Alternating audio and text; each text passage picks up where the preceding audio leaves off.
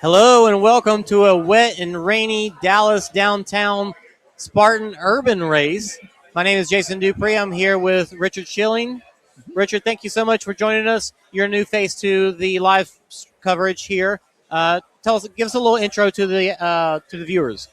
Well, I started running OCR back in 2019, just kind of a way to keep from getting too old and way to get some activity in the life. And been running obstacle courses since then. Gotten into DECA quite a bit, which is what I do mostly these days. Try to hit all the local DECA events because they're just so much fun to do. Judging, coaching, and running them. We're trying to see if we can get a little bit better. I might play with that later. That's okay. So yes, it's nice to have you here. Thank you so much for joining us. Oh, it's a great opportunity. I'm happy to jump in and see what I can contribute. Yeah, we're going to be hopefully getting to see a really awesome race because we're downtown. We've got great cell signal, and we should get to see everything. We've got 5 rabbits out there already. Let's we've already got a shot here. Look at this. So it is pouring pretty hard right now. It's been not so bad this morning, just kind of a little bit of rain here and there, but it really just rolled through. Look at that shot, though.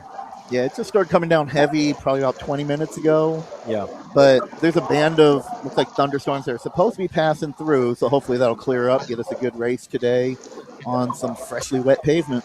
We don't know for certain if the race is going to get delayed due to lightning. We've definitely heard some thunder coming through, so that is a possibility. So we're waiting to kind of hear about that. The race is supposed to start at 7, but we don't know for certain. Let's see. You know, the temperature has dropped recently, too. Let me change. I got to fix. We're going to look at the temperature, but I need to show that it's pouring down rain and not what it is right now.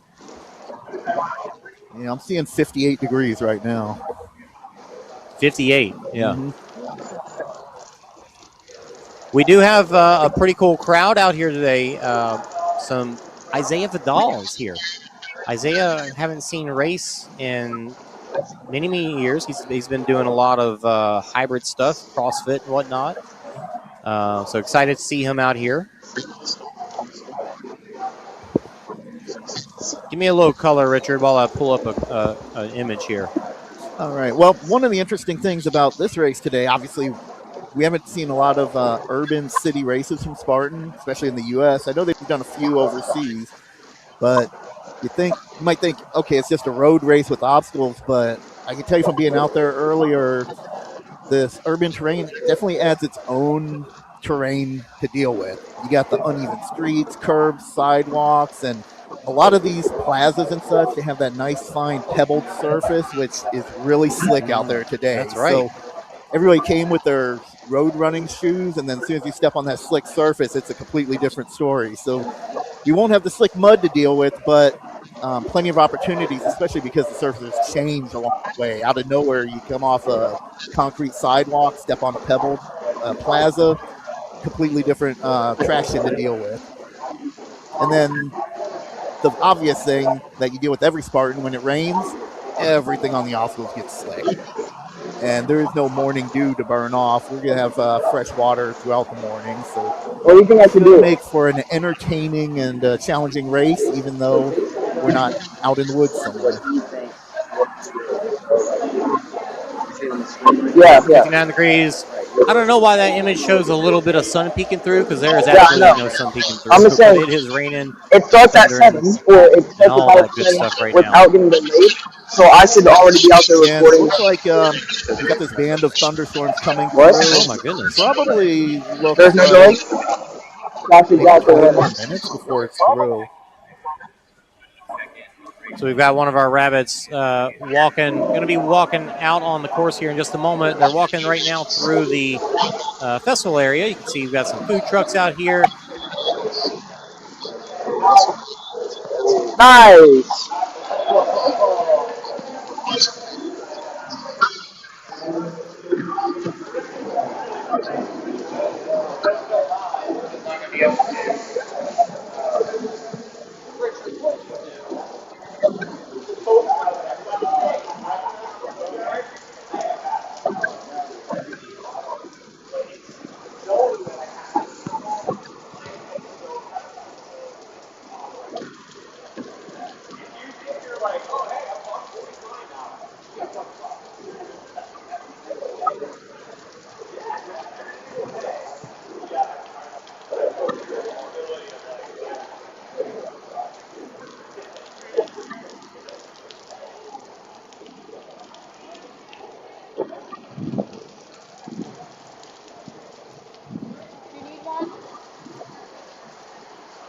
Well, interesting. This is weird.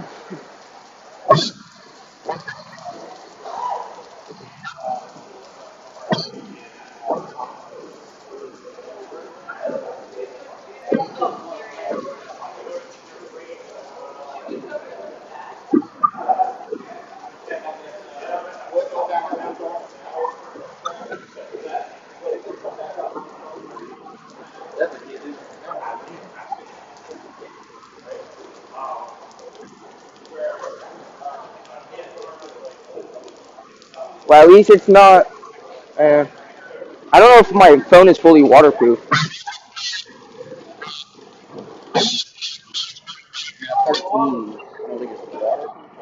It's water resistant. Yeah.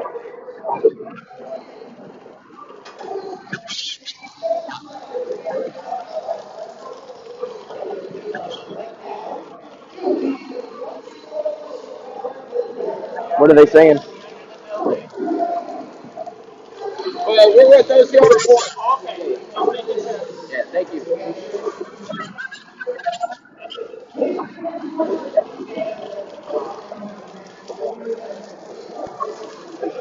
Okay, this is.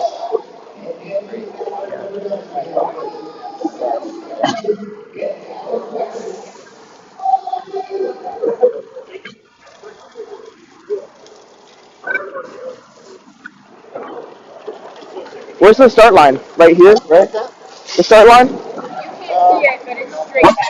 By that last tree. See where the cars are back there? Yeah. By that solid tree back there.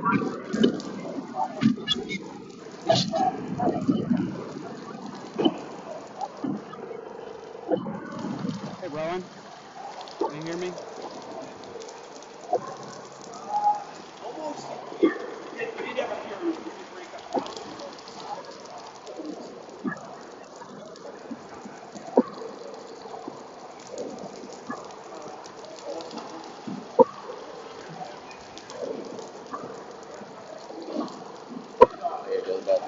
Okay.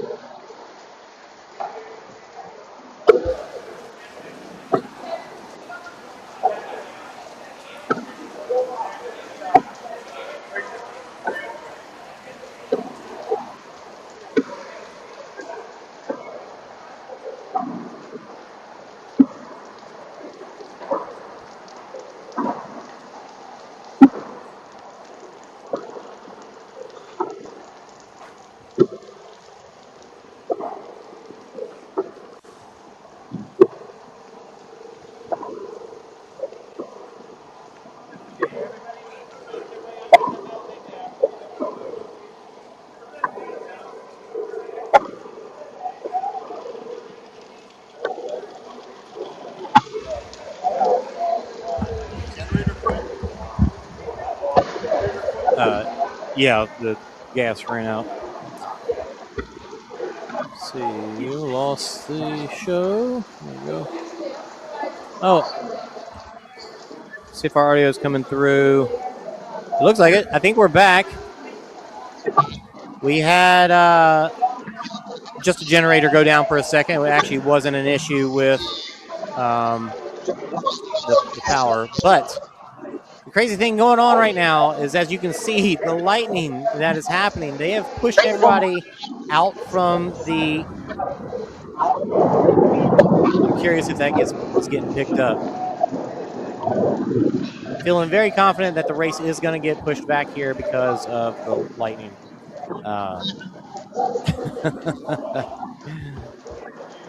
Perfect timing, huh? Absolutely. I couldn't get this done like 3 a.m. today. But yeah, they pushed everybody out of the merch tent here and told them there's a big overhang on the Dallas City Hall here, and they told them everybody to go sit under that. So we're still in here. What a day. All right, well, while we're waiting, let's talk about the course.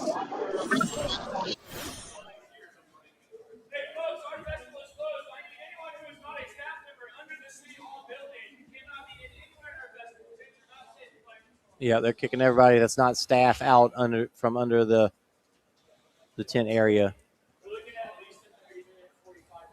30 to 45 minutes. Okay. Are we okay to stay here? Okay.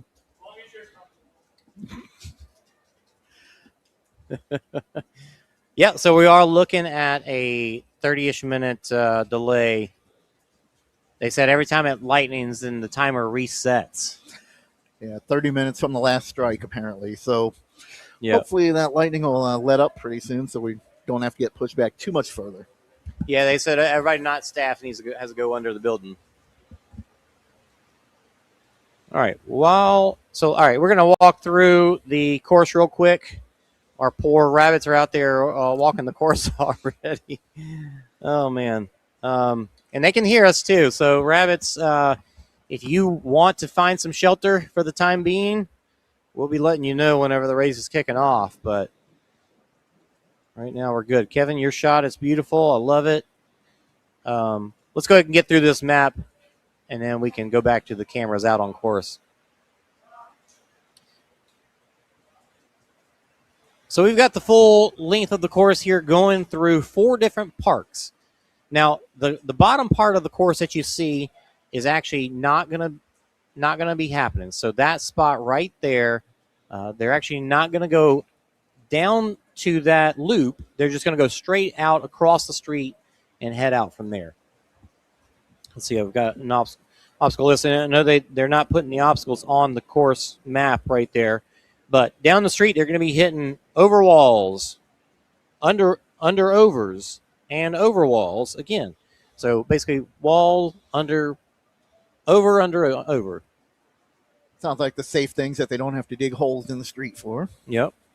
Yeah, that's actually going to be one of the few obstacles that I think we're going to see in the street. The rest of them will be all in the parks.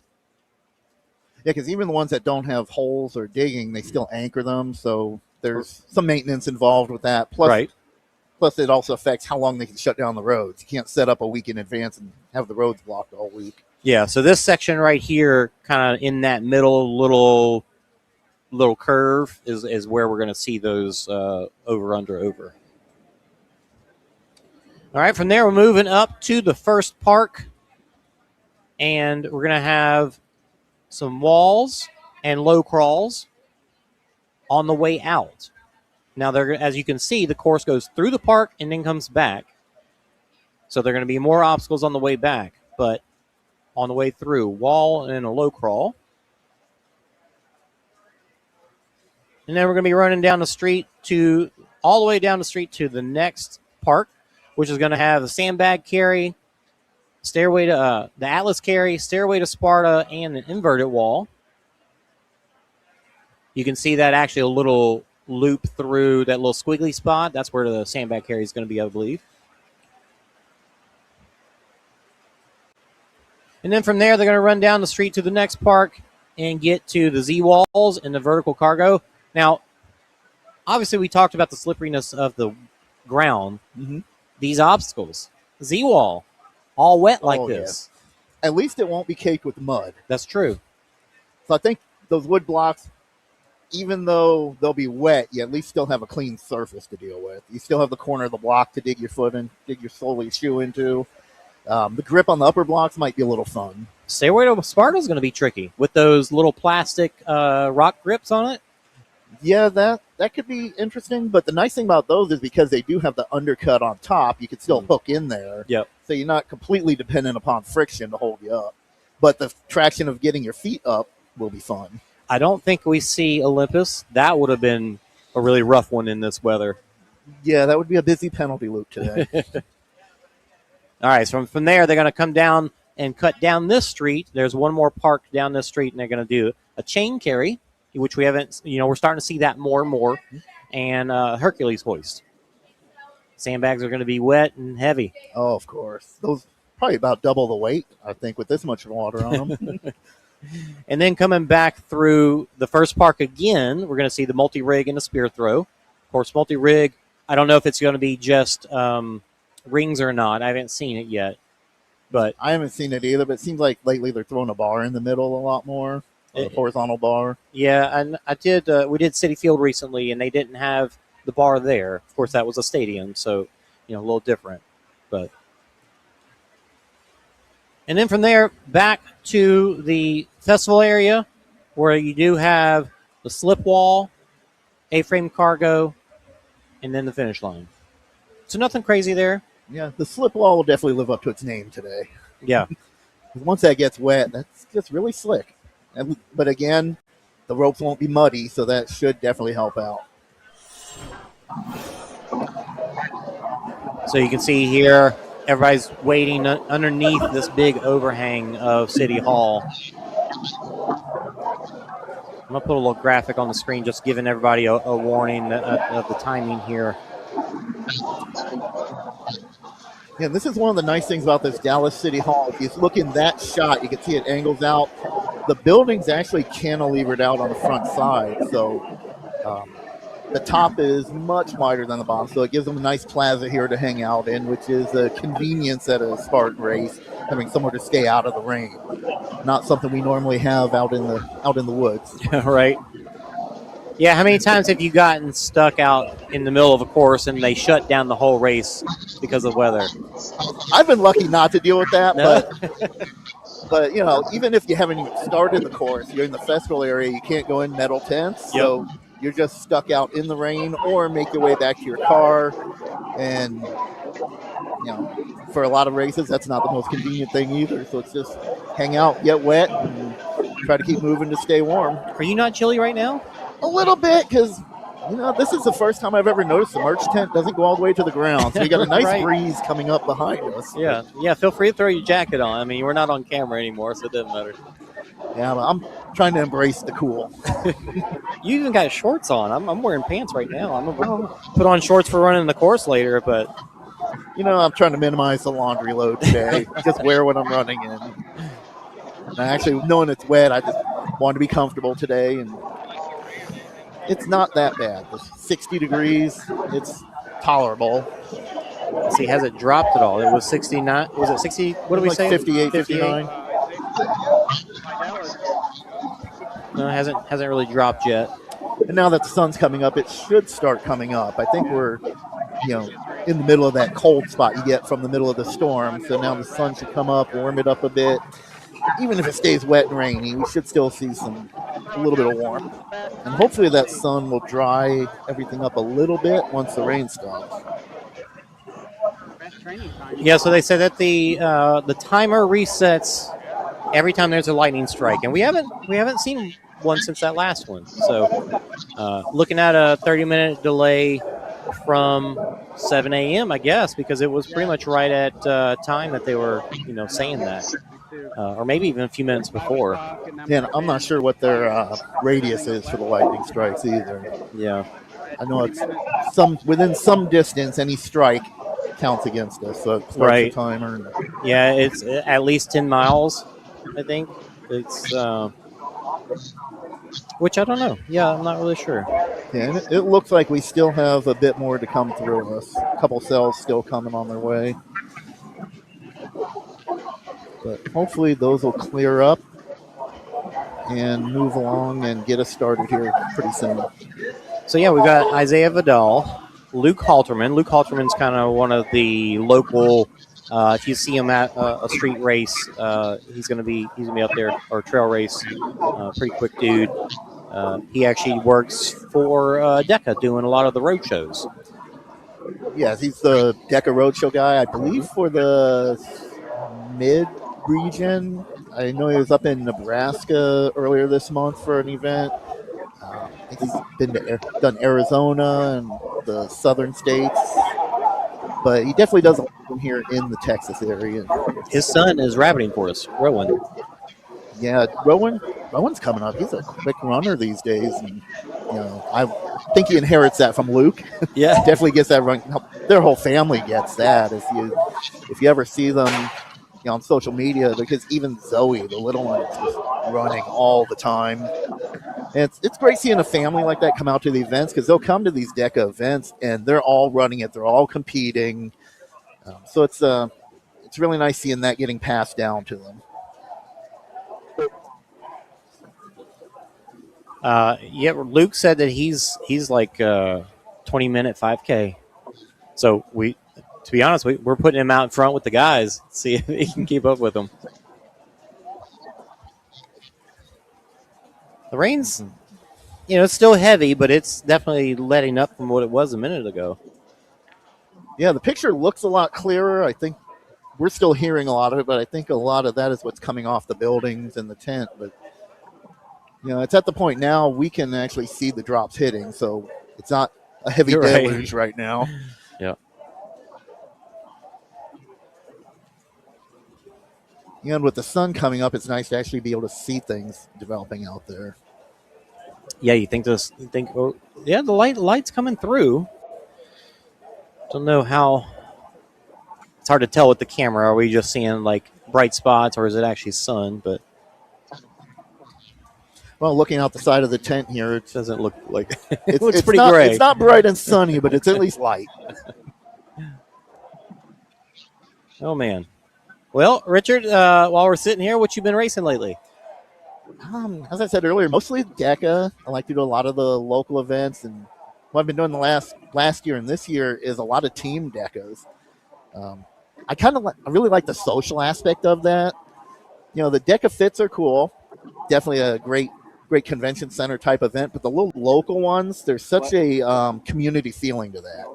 Because when you do the local strongs and miles, it's often a lot of people from that hosting gym who you don't necessarily see at Spartan or big DECA events, but they just come out because their gym's hosting it. So it's a great way.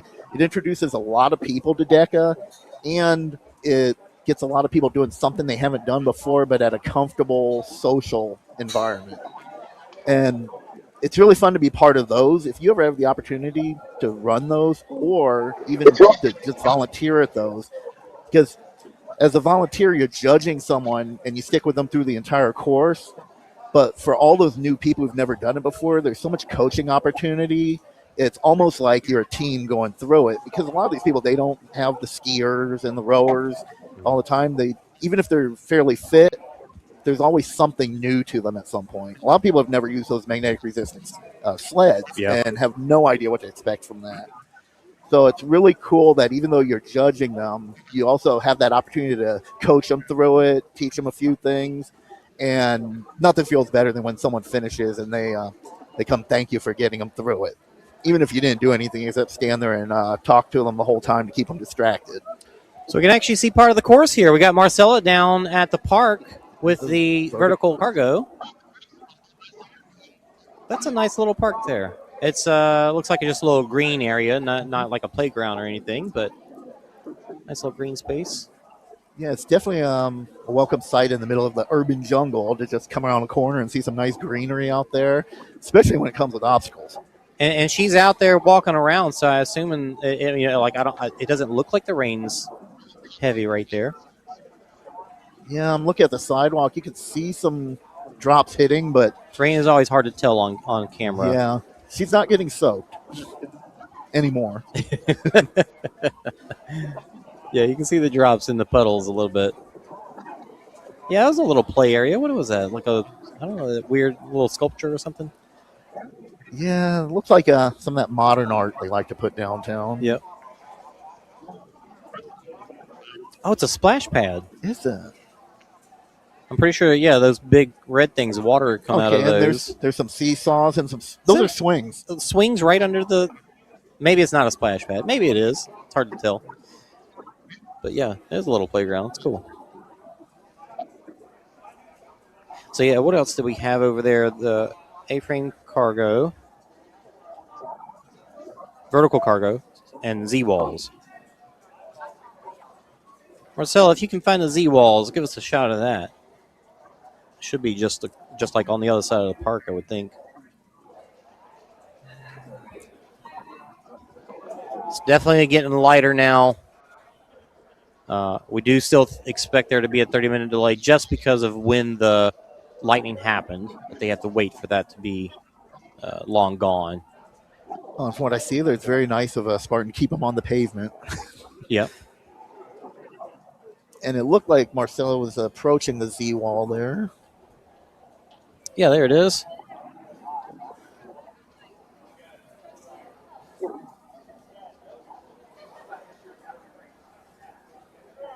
You know, I've actually done Z-wall in rain before, and it wasn't too bad.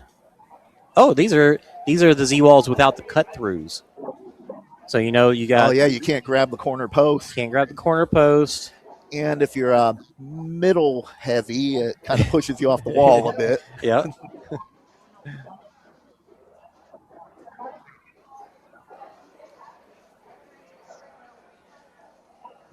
Yeah, on those it might be a strategy to look to see which way the rain's coming from and catch the drier side of them if possible. Yeah, it does. It does almost look like maybe one side could be. It's hard. Like maybe is that just mud that I'm seeing, but maybe it is.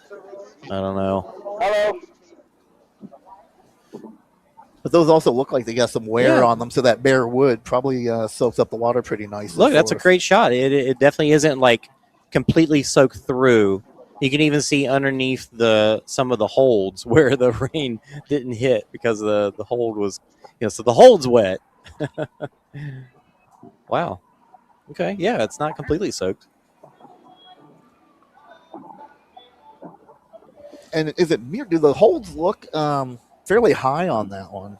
They're way up there. Because those higher holds definitely help you out too. Because again, you can hook on the holds, not so much pinch gripping them. Right. I do tend to squat whenever I do the Z-wall because I want that grip above my head as opposed to being like up by my chest.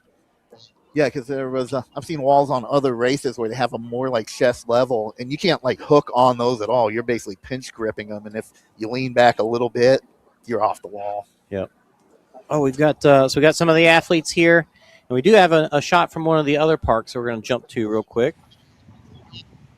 There's the hurdles. Hurdles, yes. What else we got out there? Footlong.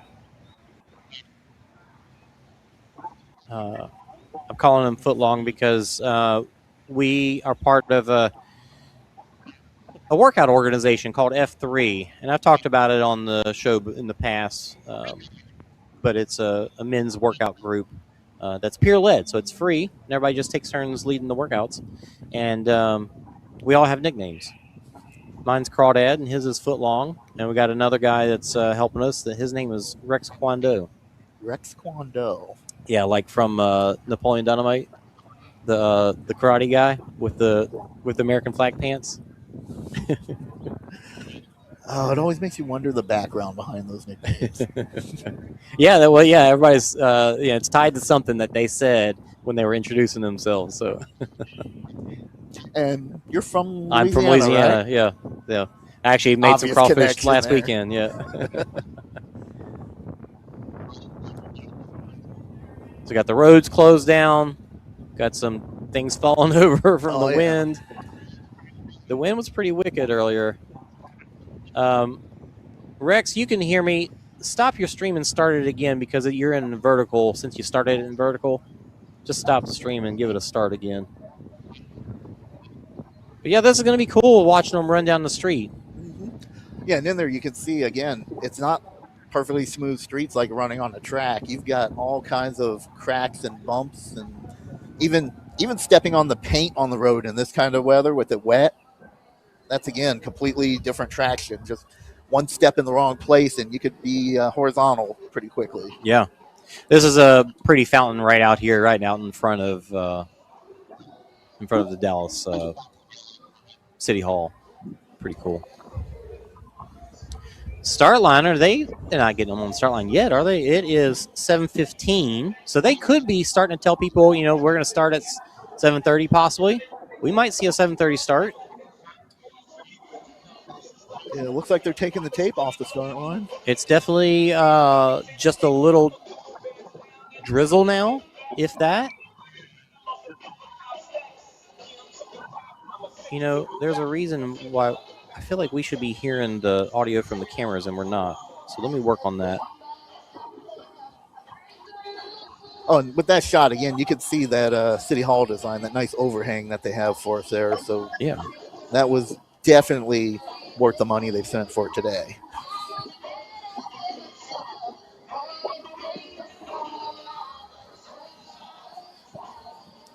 Yeah, we're definitely hearing some activity outside, some announcements being made. Hopefully, like you said, they're getting ready to get people out there. Mm-hmm.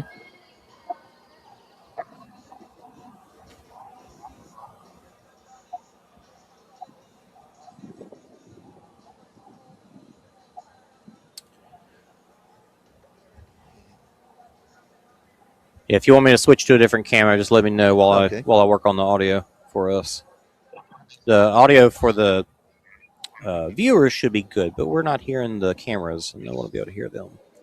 Now, Jason, do you know if Spartan's planning to do more of these city events? I don't, and I honestly not sure if I would expect it to be real. Like, I know they do a few here and there, but I just don't. I don't expect it to be something that we see like consistently. Like, they're going to come back here again next year. Like, I don't know if numbers are if race registrations are big this year. I know dealing with city permits and just like there's a lot of stuff that has to happen to make a city race happen. Naturally, there's a lot more work to be done and a lot more expense because when you start blocking city roads, you've got to pay for police presence out there to protect the roads, provide security. So it's definitely a more expensive event to put on. But I wonder if it's more being done like an awareness thing, get more people exposed to it. Because I can tell you, people in this area, we miss having the AT&T Stadium race. That was a favorite for the years that they had it. Love that race. Oh yeah, it was a good event, good venue. No one minds being inside for a race. But yeah, we lost that a few years back, and then we had Waco for 1 year, I believe. So it's nice to get something back that's not out in the mud. Look at this shot. I think that's one racer that doesn't mind the rain. That's awesome. Probably a little upset that we're taking over their territory today, but I think they'll survive.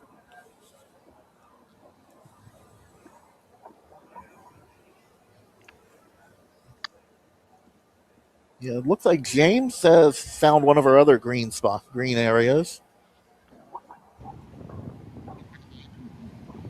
Some other obstacles that we haven't seen yet. That looks like sandbag carry boxes. Yeah. Yes, that sandbag carry, it looks from the map like they're keeping that on the pavement too. James, can you see the route of the sandbag carry? Oh, yeah, like maybe through those benches right there? Yeah, that little wavy trail through the park. And that's probably more consideration that they can't go tearing up the parks. But yeah, those sandbags are going to be wet too. Although it's nice, looks like they've got them covered up, so they shouldn't be completely soaked when they get started. There we go. Now we can hear the cameras. Yeah, get some ambiance from the outdoors. All right, what are we seeing back here? A lot of people standing out in the open. Well, that's check-in, but no one looks like they're really uncomfortable from the rain there. Yeah, so. Doesn't look like check-ins reopened yet. But if you look out there at the puddles, there's very few drops hitting now. Yeah, it's looking kind of nice. Footlong looks like he's taking us through the course, the sandbag course here. There's the inverted wall. Yeah, hopefully the inverted shape kept the rain off that one too. Yeah, that one being wood as it is, usually it's pretty, it stays grippy even when it's wet. Not too bad. And the underside should be drier. Yes. Again, one of those where you need just a little bit of traction. Luke, when you find out what time the start is, you want to let us know?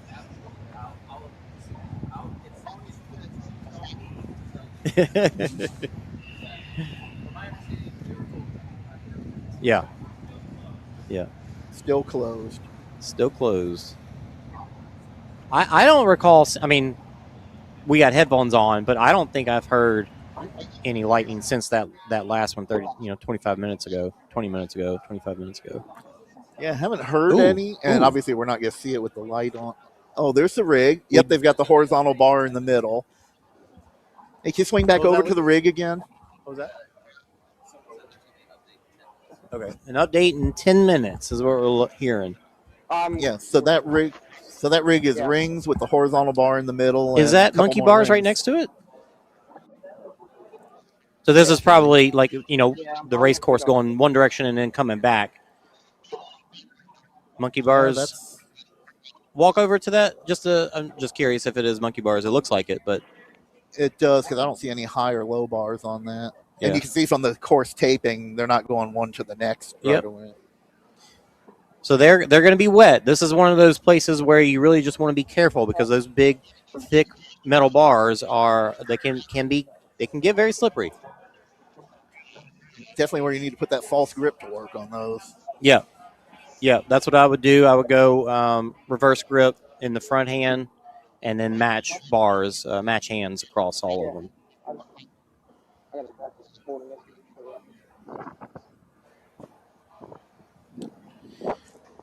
Well, those waiting to watch this race take off, thanks for joining us. We are 10-ish minutes, less than 10 minutes away from getting an update on when the start is going to happen. There's our finish line right there with tape still on it. With no fire jump, naturally. Yeah. I don't think even without the rain we'd have a fire jump being downtown. Yeah, probably not. You can see past that is the slip wall, and should be the A-frame cargo over there as well. This is what we're going to be coming through. They got one last little puddle to jump through to get to the finish line. But yeah, that's the A-frame cargo and slip wall right before it.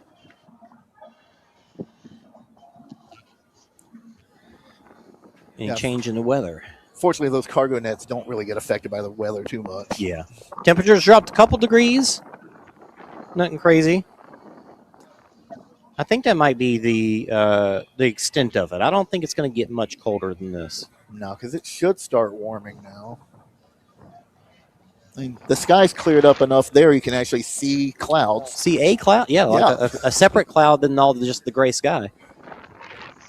Yeah, so this is the finish area coming in. They got a penalty loop for the slip wall. And let's see what that slip wall looks like. It's wet. Very wet. And how long are those ropes on that slip wall? I don't see many very long ones. Yeah, the one on the right seems to be the longest. Maybe they got that one on the left there. Yeah, I think you're definitely going to have to get a run up that.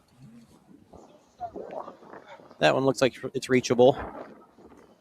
A little strand. That's a trick rope.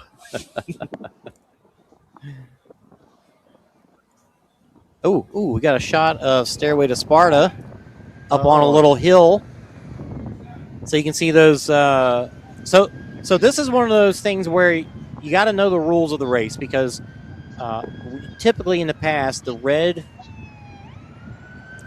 piece of wood, the red step, has been off limits. But in past years, they made the red step on certain obstacles available for everybody. So this is one of those obstacles where, you can check the updated version of the rule book, but that's one where they have allowed everybody to be able to use the red step. Yeah, because I suspect they saw with this, a lot of people just could not get up to those first cleats without the step. And there goes the metal barricades blowing around. So the wind is gust kicking of wind up out of nowhere. Yeah, we're feeling that in here too. Goodness. Might see a little kind of sideways running out there at some points. Yeah, this is up on this little hill. You can see that view kind of around the. Once you get on top of that, you'll have a nice view of everything. And that's one of the things you look for in any kind of urban races. You know, part of it is you get to check out the city. So if you're just down at street level the whole way, you kind of miss that. But top of stairways should give you a pretty nice view of downtown Dallas, beyond just the tall buildings that everyone sees. Stairway to Sparta, the current rule book does say the step may be used by all competitors. Yeah, and that's definitely nice because in the past it was for females could use the steps, like on the 8-foot wall as well. But I think they recognize that there are some short males out there too. Yeah. Yeah, because if you can't even reach and grab one of those grips, then it's next to impossible to get up there. Yeah, and when you look at an obstacle like that, that's more height than male-female. And since you're pulling your own weight, that kind of addresses itself. Males generally are pulling more weight up the wall, so if they're short and can't reach it, let them use the step. Plus, that step's not the most convenient thing to get to anyway. If you look how, that's what, yeah, it is a high step. It's tough to get on. That's about 3 feet high. Yeah, yeah. I'm thinking, the 24-inch box at DECA throws 6 more inches on that. For some of us, that's probably harder than jumping up to the cleat. Yeah. We saw some people starting to warm up at the in where everybody's hanging out, but still not. I don't know. They're not pulling them to the start line yet. That's for sure.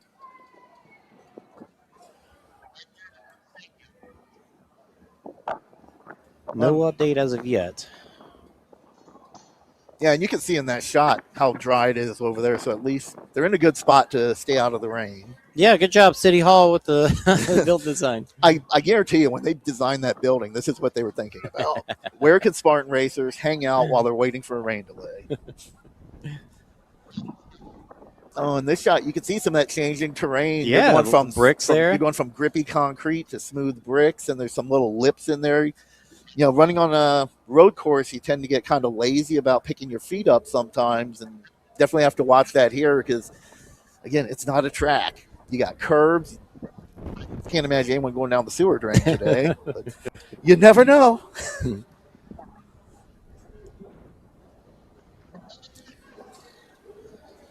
I hear the announcer starting to talk. Let's see if I can tell what he's saying. And he sounds excited.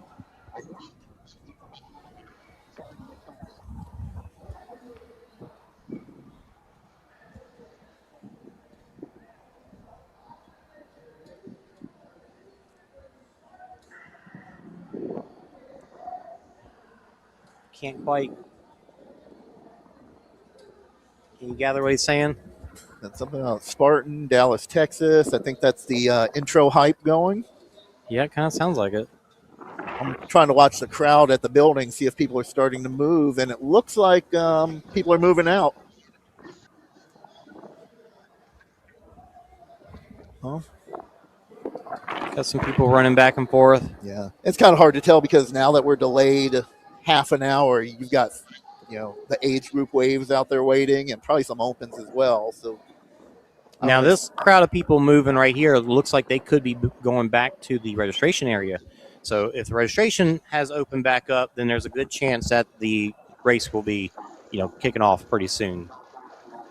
Because the whole reason why registration closed down is because they are telling all people to get out of the weather, out of the bad weather. So if they're allowing the registration to open back up, then that means that things are good to continue on. Yeah, and again, with registration, the lines, you're standing out in the rain while you're waiting, but also they're metal frame tents as well. Footlong, what are we looking at here? Is that part of the course? They do have to go over that. That's the tape right there. That's interesting. Give us a wide shot of that.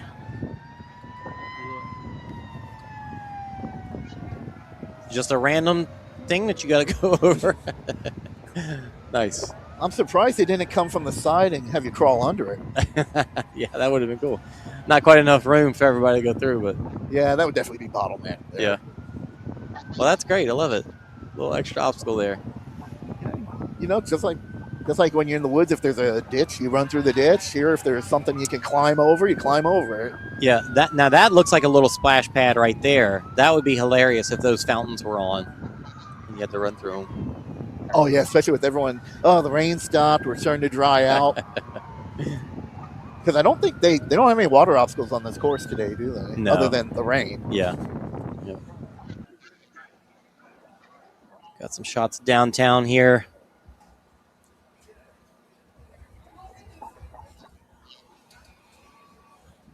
So that is, you can see the building. So this is down the street from us at the start line. That's the city hall with the overhang. And you could see the one of the walls right there in the middle of the street. And you're going to be running down this street and taking a left where that cop car is. Yeah, and in that shot, you can get an idea of some of the standing water that's going to be out there to deal with, too. Even though in that shot it's right at the curb, there's still going to be a lot of puddles to get through. Lots of puddles.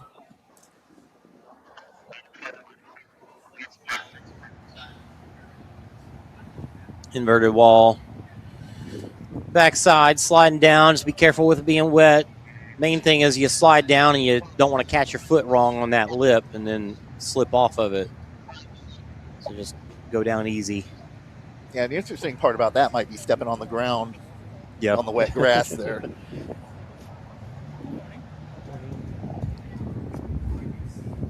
Still some wind, too. Got some good wind here going on. Oh, yeah, that wall looks very dry back there. Yeah, getting up it, I wouldn't expect to give anybody too much issue. If anything, maybe a little gripping at the top. Yeah. But if this side's wet, it should be a nice slide right down. If you can catch that lip with your foot just right and pop off of it, then just do a roll in the grass out of it. Or come down on the backside and hope you don't find splinters. Right. See any action from the start line yet? People warming up. That might have been Richard Shin, Chainsaw Rick passing by there with that long hair. Yeah, I think I saw his hair outside the tent here earlier. You saw his hair. It's the first thing you see. Most people still just hanging out, though, so, yeah, I'm not sure. Got a crowd just chilling. Start line doesn't have tape on it. There's Jen, one of the timing people. And I believe that tape next to her, I don't believe that was out there when we came out. I think they laid that out there since the rain let up. So they're getting ready. We're getting there. We're not there yet, but we are getting there.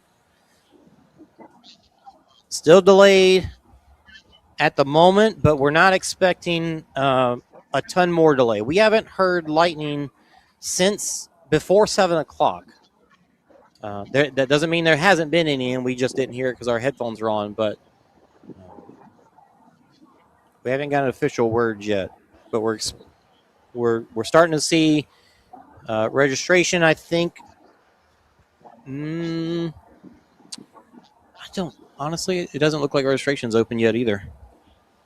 Well, it definitely feels like it's clearing up. Yeah, I think more of that crowd would be over there by registration if it was. Look, there's registration right there. Nobody. Okay, they haven't started that back up yet either. Well, we got some more shots of downtown. They're going to be running down these streets here. Somebody got parked maybe and left their car at the wrong time and won't be able to get out because the streets are all blocked off now. Or they created their own spectator pass.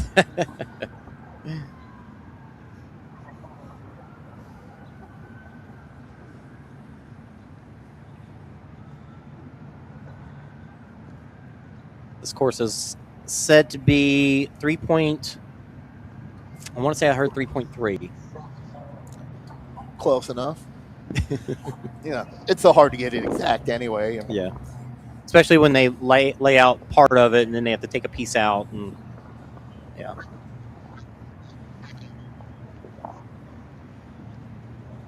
And again, there's some of that standing water you're going to be running through. And even look at that the manhole there. The pothole that's right like next to 3 inches deep. Definitely even though it's on the road, you definitely got to keep your eyes on the ground, just because everywhere there's something torn up, something uneven. Right. Do hear the announcer talking some more. Yeah, but look at the wind on that speaker cover. Yep. So the viewers can definitely see that. The trees aren't showing it too much, but the trash bags, the speaker covers definitely give them an idea of what it's like out there. Hey, there's Isaiah Vidal right there. So you can watch him. Easy to catch his blondish hair with the dark beard. Giving a wave to the camera. Isaiah's, I don't know exactly where he's from, but he has done a lot of racing in Texas, so I think he is pretty familiar with a lot of the locals here. Go down and around that way, and then hook around the finish line over there. Sounds like Kevin's given some insight on what the course does. Yeah, I don't know what the arrow's for. I mean, ooh, look at this. The splash park. That's great. They have it on while they got to run through it. That's awesome. It is in all ways possible water station. Drinking water, rainwater, splash water. And that's the 4-foot wall? Yeah, I think so. That's fun. Yeah, again, you incorporate something that's in the venue. Just have a little fun with it. Heck, if it warms up, might see people out there playing in it this afternoon. We'll be lucky if it gets that warm, though. I don't know if it's set to do so. 60? Yeah, I'm low seeing 60s. Low 60s all day. So yeah. Might not be splash park day. Yeah, 80 degrees yesterday, right? 80 plus probably. Like, how do we not have the technology to have warm water in the splash park? There's a little park right next to it. Oh, we had a little hang up there. That could be a fun little diversion, too. Wait another 30 now? Oh, was there more lightning?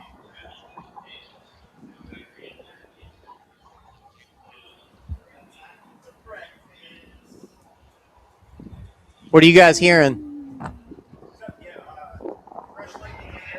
Oh, man.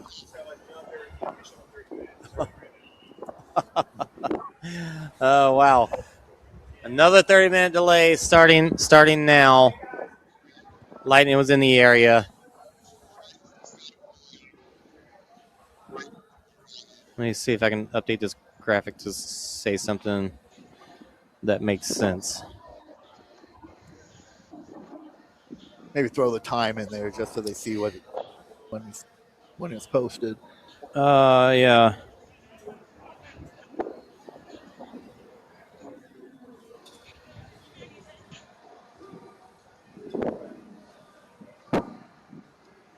We're going to call it 8:10-ish.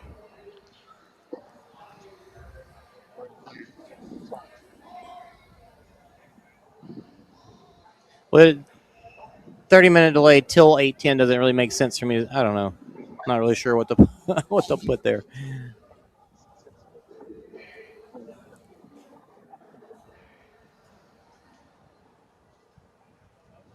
$30 more minutes.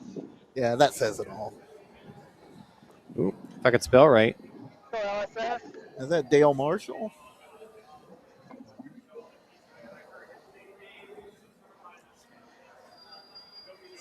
Nice thing about these hometown races, you can see a lot of familiar faces out there. Yeah. You can see our rabbit's starting to put some clothes on because it's chilly out there. Yeah, you can run around and stay warm for a little while.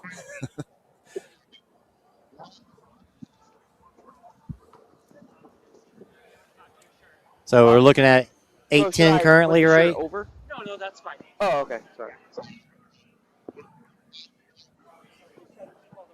Marcella, I know her and James, I believe, have their jackets on, so hopefully they're okay out there.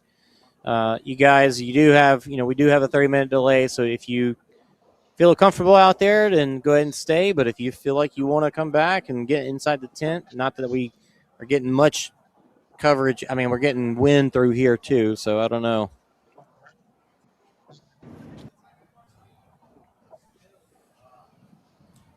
Oh, And there's some thunder rolling through. Yeah, that was thunder that we just heard. Oh, yeah. That's not looking pretty right now. That's from the radar. Oh, man. To come chat? Yeah, we could. Yeah, might as well. Shoot, we can just bring everybody in now. Bring Luke, bring whoever else. I'm not sure who else. Oh, right. Yeah, because if they can, because they might not be letting them. It's totally fine. Yeah, so they're forcing everybody back underneath the cover there. It sounded like there's more thunder happening. Yeah, the radar looks like one nice little red cell passing through, but yeah, we might be okay after that. Yeah, there's another one showing a little southwest of here, but hard to tell where it's going to end up. Oh, Kevin Donoghue. Kevin Donoghue, what's up, man? Hey, you want to? I don't think we have we have another chair. We had another chair. We don't have a chair. He can have this one because I'm going to go grab my jacket. Okay. Jen, you got an extra chair?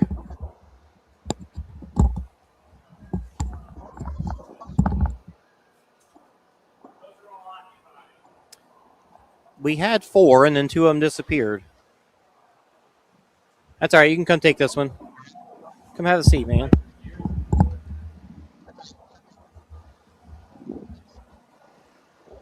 You can come have a seat over here.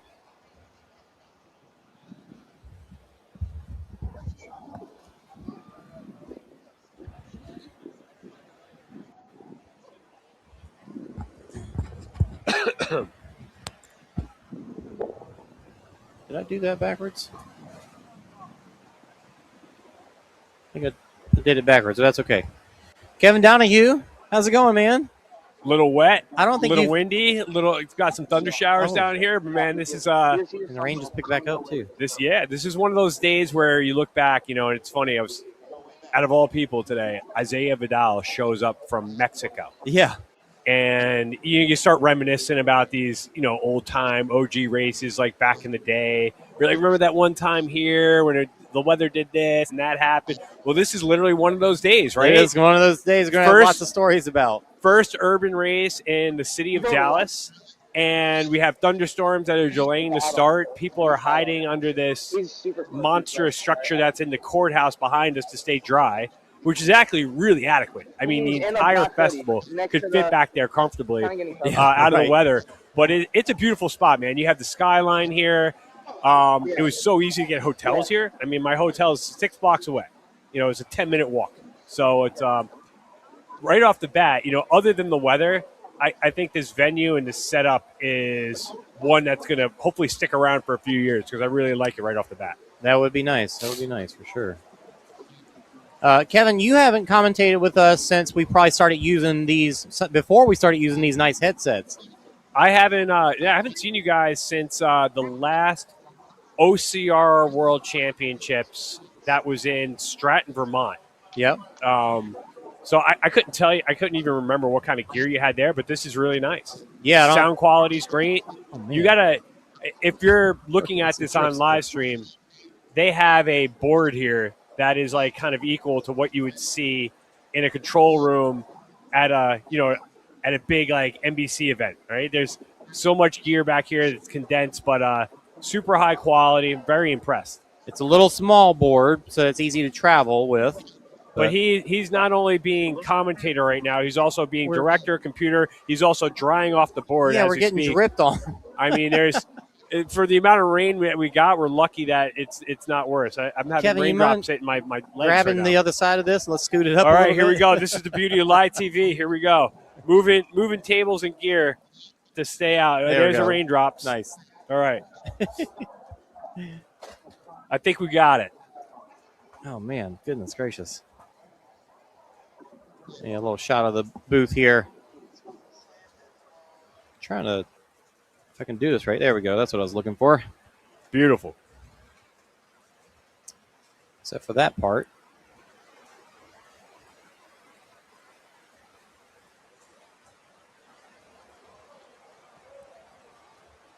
Well, since you're here, you've also done a lot of commentating with Spartan for overseas recently.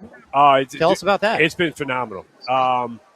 For longer than a decade, I had been pushing a 100-meter format, right? And then OCR, WC finally got some version of that. It was very condensed. It was kind of like almost like a rat running through a maze. But with the strength of the athletes that came over from American Ninja Warrior, through the vision of Ian Adamson and World Obstacle, they took the format that they had been running in the Southeast Asia Games that was really kind of starting to take place before COVID, back in like 2018. And the Philippines teams and the teams out there like Thailand, Philippines, really started kind of shaping this hardcore 100-meter match racing format. And then when Spartan finally adopted it, it took Ninja Warrior, Spartan, 100-meter dash, and parkour, puts it all into one in this amphitheater, this piazza in Croatia, where there's a couple thousand people. It sounds like you're at the Super Bowl. It holds all the sound. It's deafening. And the energy, the excitement, the drama, and the skill and athleticism of these athletes has just made it into must-see TV at the 100-meter World Championship for Croatia. I can't wait to do it again this year. When is it happening this year? That'll be the second Friday of October in Hvar, Croatia. So you can really see how hard it's coming down now. Yeah, you really can. And this is one thing you won't see in Hvar. It is like 70 to 80 degrees, beautiful. If you've ever seen movies or anything with the Amalfi Coast in Italy, this is right across the coast from the Adriatic Sea. It's absolutely magical. The event in itself is incredible, and it's just not the 100 meters. It's also the 5K World Championship. Mm-hmm. And if you've never seen this 5K, it's amazing. You're running through a fort that dates back to 1300 AD. There's 3 swims, and when we're talking these swims, this isn't like hitting the water in Vermont under the bridge in September. This is like the most warm tropical water that you're swimming through. There's 3 to swim. Oh, yeah, it's beautiful. There's 3 different swims. They have the spear throw is actually on a floating dock. That was really cool. That's kind of bobbing back and forth, but just enough so you can get an accurate shot at it. The food, the community there, everybody's kind of condensed in this one little harbor in this village, so everybody sees everybody. The festival, the show, and it's also a trifecta event. So if you don't have any desire to do either of the World Championships, you got to get invited to the 100. Anybody could do the 5K World Championship, but to do the trifecta, you could go there and it takes you out into some of the most beautiful countryside you'll ever see at a Spartan race. It's magnificent. Yeah, how's the beast out there? Where does it all go? I mean, it's like if you've seen a lot of the film, a lot of the video of what the beast is like in Greece, it's like that, but you see more ocean. Okay. All right. So it goes out further into the island of Hvar. Island of Hvar is kind of like it's like a smaller version of like Long Island in New York. It's just a very, very, very long, very narrow island. So this take you out a little bit further, but I mean it's out there. You go through one area that's an old school olive press, and it looks like the wheel that Arnold Schwarzenegger used to push around in Conan the Barbarian. Right, so you actually run through this little old ancient olive press area. It's incredible. Nice, that's awesome. Yeah, and you've done some of that commentary with Francesca, right? Francesca and I have done it 2 years in a row. She's brilliant to work with, man. We have an absolute blast. Great chemistry. She's such a pro. We have a great time, and so we do the commentary for the 100, and we also did it last year together for the 5K. And during the middle of the broadcast, we were about to lose all power. So we're actually talking, and she is getting different batteries and hooking things up, and she's not losing a beat. Not losing a beat. Just, like you would never know that she's handling this technical like disaster that was going on behind the scene that would have completely cut the broadcast. And she handled it all like while we're just going back and forth making it work. So she's awesome to work with, and I can't wait to do with her again this year. Yeah. And she does. We bring her out for World's Toughest every year since 2022. I don't know if you've caught any of that, but she's 24 hours into it, she's still good. She's a Spartan, right? She's got a lot of endurance, and she knows how to pace herself. She's always got something good to talk about. Always got a good story, and it's very complimentary and of the athletes and what they have to go through to do things like this. So she's always an authentic voice of the people, right? When she's able to understand what the people are going through, and she does a great job of articulating that to kind of bring the suffering to the viewer, to the audience. So she does a great job. But I would totally recommend getting out to Havar, man. It's awesome. Yeah, absolutely. And if you can, you need to get out to Beijing in the first week of September for the second UIPM World Obstacle Championship. Is that the one where you did the short course that was inside the stadium, or is that different? It was a 100-meter, right? There was a 400-meter, and then there was a 3K. When you want to talk about drama and excitement, that 400-meter and that 100, phenomenal. All shot at night, all done at night. The 3K is done during the day, but the 100-meter and the 400-meter, which was the first time it was actually really put together on kind of a big stage, because this is China's Olympic training facility. So beautiful track, beautiful facilities, and it's just a fantastic venue to have this, especially when they do it at night. And I actually reverse roles for that. I turned from broadcaster to field announcer. So I'm the Jeff Barton over there. Yeah. But with the UIPM, things are a little bit more buttoned up. So I'm in a blazer, shirt, tie, the shoes, the watch, all of it, right? You gotta look first class when you're doing these events for the UIPM, which I love. And it's a whole different spectacle. The opening ceremonies have these tremendous shows. They really put a lot of money and effort into it. People were awesome. It was a great time. So if you want to see, a great event, that 100-meter and that 400-meter that the UIPM does out in Beijing is fantastic if you could get there. Well, I take it you probably know a good bit about what's going on with the Olympics. Yeah. You got anything to share there? Well, as a lot of people know, but if you're hearing this for the first time, modern pentathlon, 5 different disciplines. Equestrian was one of those disciplines. It was removed after the Paris Olympics and replaced with the obstacle discipline. Since 2022, they had been phasing it in with some test events that were done through World Obstacle. So Ian Adamson set up all these in conjunction with the UIPM, did a few test events in Turkey, the Philippines, in Italy, in Poland, and then it was adopted and approved by the UIPM in the Olympics. So now that 5th discipline is now the obstacle discipline. It is a 70-meter match racing obstacle course. Straight course? Straight course. So it's 2 lanes, exactly the same for 70 meters, and the athletes race against each other. It doesn't matter who wins. It's all done for time. So if you're putting up the top time of the day, you're not going in a format where you're matching 2 people and going in a bracket to see who wins. You're basically just going against a person who is equal to your time in testing. See who gets the best time. Whoever has the best time earns the most amount of points. And in modern pentathlon, you do these 3 different disciplines. You do fencing, the obstacle discipline, and then swimming. It's now, instead of a 200-meter swim, it's a 100-meter swim. Those develop whoever has the most points go into a laser run. So instead of having just a shooting event and a running event, it's actually a laser shoot. So they start off running now. They run about 100 meters. They hit a shoot. They added an extra shoot for it this year. You have to hit a target 5 times. Once you've hit that target 5 times, the faster you get it, the better. You're able to go out in a 600-meter loop, and you come back, do 5 shoots, and it's a race to the finish.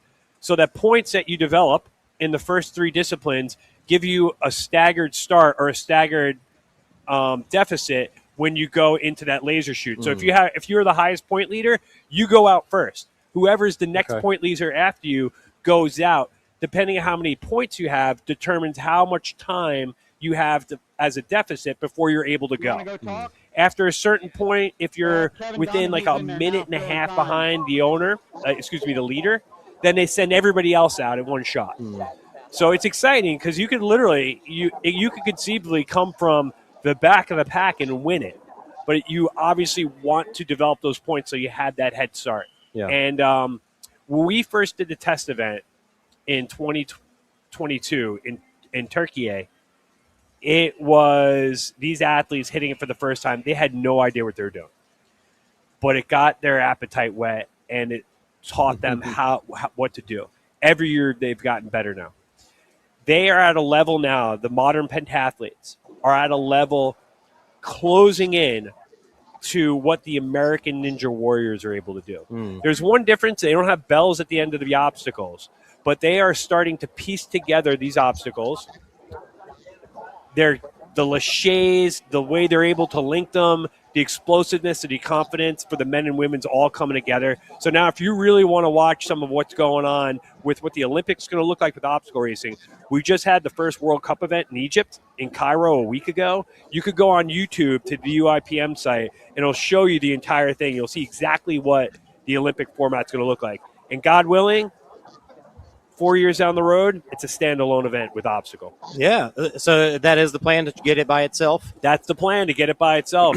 Luke, you coming to chat with us? It started to really rain hard again. We're going to be hanging for a while today, I think. Yeah, I think we're going to try and get in a few different people, see if we can, at least fill some airspace. Airtime. Airtime. There it is. That's the word I was looking for. We're killing time here. That one's wet. You want to... Yeah, if you're ever watching an NFL game where it's a blowout in the fourth quarter, this is what the commentators have to do to keep people entertained. Right. That's something else. I don't know. They need to fill the air with a lot of different stuff. Kevin, you mind scooting over just a touch? I can. I'm a small body. Luke, you sit in this one. That one's dry. It's very easy for me to do. Well, here, scoot that one inside. Let me stay in front of the computer. Grab that headset over there. What's up, bro? How you feeling? Headset's over there. Here you go. Yeah, we can do a little wider of a shot. That's as wide as I got. I'll tighten it up. Here, we'll just put it on you two guys. Don't need to see me. Luke Halterman, thanks for joining us. Oh, hang on, sorry. There you go. It is good to be back in this seat with man. OCR Report. This is great. So, Kevin, Luke has done a lot of commentating with us at the DecaFit events. Mm-hmm. And that's always a great time. We did the World Champs, 2 years in a row? Yep, 2 years in a row. And then he didn't last year because he was working for him last year. Right. So he didn't commentate last year. Unfortunately. So he missed it, I think. I did. I mean, I'm not in place to announce, of course, World Championships for this year, but let's just say we're in a good spot to do it again this year. So, and I will definitely be commentating. They can pay me all the money. It doesn't matter. I'm going to commentate. I'm excited, man. Looking forward to it. Tell us about what the DECA World Championships is going to be like this year. Like, where is it at? How has it changed? What are some of the new things that people are going to have to look forward to? So, while y'all have this, I'm going to step away for a second while I have a chance. As far as location, I'm not allowed to announce, right? But I did just find out the location last weekend when I was in Nebraska for our DecaFit Roadshow. It will be announced here within the next week, from my understanding. So that's exciting. I will say, let's just say it's won't be much of a travel situation. But as far as it's not in Dubai. It's not in Dubai. That. No, right. The Middle East did not buy out DECA on this one. So, but as far as anything new, they announced 4 days for DECA World Championships opposed to normal 3, where you have, of course, the DECA Fit, the DECA Mile, DECA Strong. The 4th day, we have no idea. I honestly just find out info just as quick as the public does, even being a contractor and working for Spartan. But I mean, if I poke and pry long enough, I can find some answers. But it's maybe the Atlas is a new dynamic that DECA introduced last year. That might be in the World Championships, or the Ultra, which has been more of a success than the Atlas itself. So that could potentially be the 4th day option. Yeah, I mean, that's significant news because it could only be one of 2 things. Right. Added events, or they were spreading out some of the events, which would give the athletes a little bit more time to rest. True. As opposed to having to do like 2 to 3 different events in one single day. Absolutely. But hey, you know what? When you have a a sport that has that much excitement around it and is doing that well, it's great to see that it's like we're doing so good that we could actually add new things. Yeah, to absolutely. spice it up. For sure. Create that extra excitement, bring in some new people that maybe necessarily wouldn't want to do DECA Fit or, a DECA team, but they're Correct. like, you know what, like the Atlas is something that I could Right. really, Right. excel at. Yep. Unless you're Kevin Gregory. Yeah, then you and just you do could all just of them. you kind of just do all of Exactly. them, and you're like you put on your cape and you basically could just hit a podium and anything that you want to do because 100%. you're that much of a freak of nature, As long as the bike's involved or any erg, yeah, Kevin's name is all over it. Listen, I mean, nobody in the world could have taken the assault bike and turned it into must-see TV. Absolutely. I was actually discussing this last weekend with another competitor of mine, and he revolutionized the DECA standards for the bike, right? So we're talking now 2-3 years ago, Dallas DECA World Championships. I had the honor of announcing that DECA Strong. He was going against Rylan Shadegg, RIP, Ryan Kent, Marcus Wallace. I mean, you name it, big name athletes coming into this, right? Kevin was ranked high, respectfully, of course, but I don't think anyone really truly picked him to win, right? Even Colin Steefer, I believe, was there. Just like most people thought Rylan, and he had the world record going into that as well. And then Kevin just out of nowhere made that move on the bike straight into the overshoulders and no hesitation to pick up that ball, and it exploded. And ever since then, that is now the standard. What was so phenomenal about that too was the poise. Here he is. He's like third or fourth place going into the assault bike. Right. And he walks up like he was going to go grab a coffee at Starbucks. Raises his seat up just to where he's at, hops on, and then like a freaking hurricane. Yep, absolutely. Blows through that thing, and you just hear everybody around him, and you see the reaction to people exploding, and then he comes out of it like 5 seconds ahead of everybody. Right, absolutely. And it was just remarkable. I don't really do DECA Fit. I haven't done high rocks. For me, I love doing Spartan. I love obstacles. I love being outdoors. For that, mesmerized me. Totally caught my attention, and it was almost like that. If you watch that movie Prefontaine, where he's like Pre is arguing about nobody cares about the 3 mile. I want to be a miler, and he's like, just make it your damn plaything. Yeah, it's like make them care about it. And that was like Kevin in the assault bike. It's like literally he took something that nobody wanted to do, 100%. and he turned it into like the glamour station of DECA, maybe the glamour station of all mixed discipline athletics. 100%.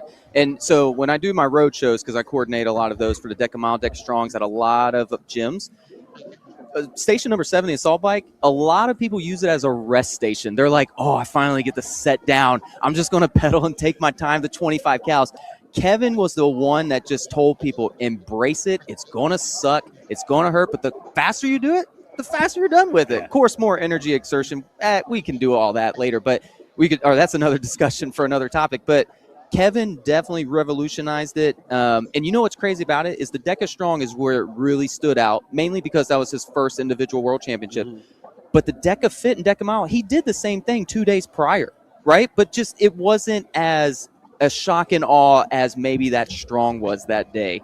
And it was just something about it and the people he was competing against. That was it. That's what made it one of arguably the greatest world championship wins of all time. Because it was a Mount Rushmore. It was a who's who of the DECA universe. Yep. And again, RIP, Rylan Shadegg, to be part of that moment. But at that time, it was like those gents that were all the top dogs. Yep. And for him to get his first, to be that man that was like, he wasn't the favorite, but everybody that knew the sport had been like, shit, I better get ahead before we get there, because I think they knew he was capable of doing well on it.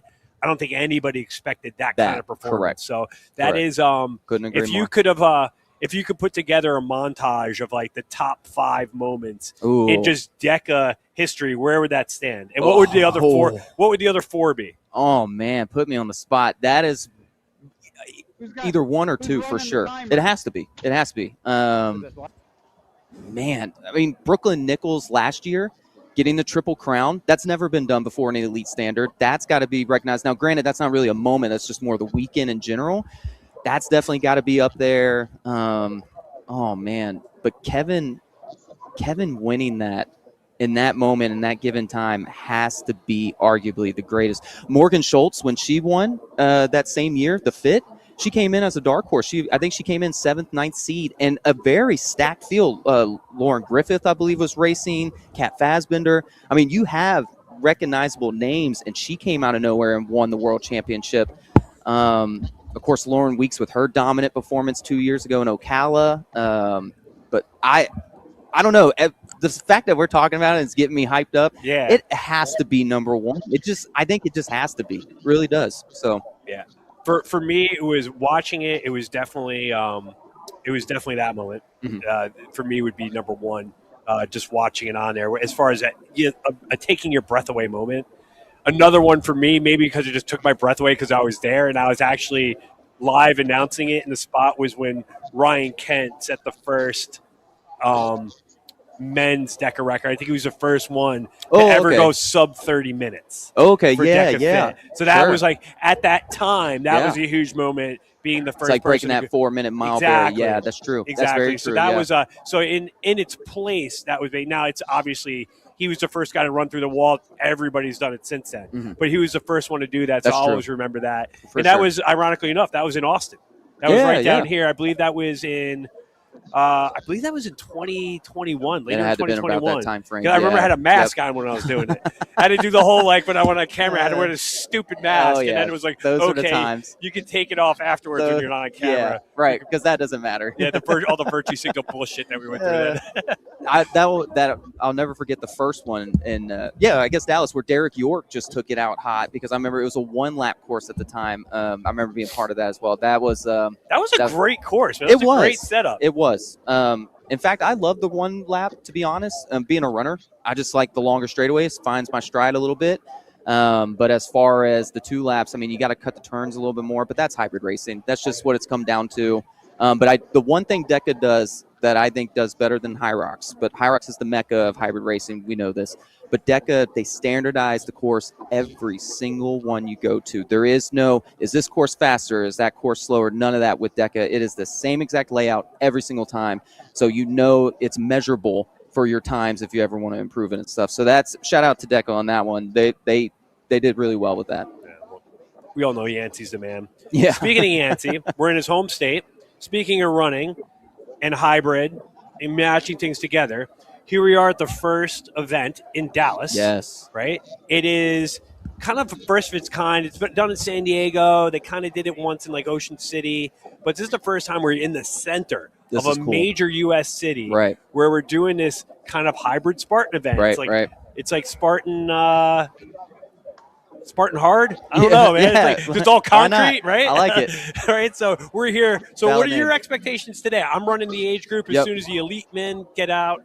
We're still waiting for that with the weather delays. I hear Jeff Barton, who is our DECA announcer, giving announcements right now, but it's hard to hear what he's saying. It's a familiar voice when you hear him. What are your expectations today? Because speaking of like hybrid racers, David Dow, I know. He shows up today, man. I saw him in the bathroom, coming out of the porta potties this morning. Right. Pitch black. I'm like, what? There's some OGs out here. So obviously we go way back in OCR days, right? My first 2012. I mean, you got, again, Isaiah Vidal.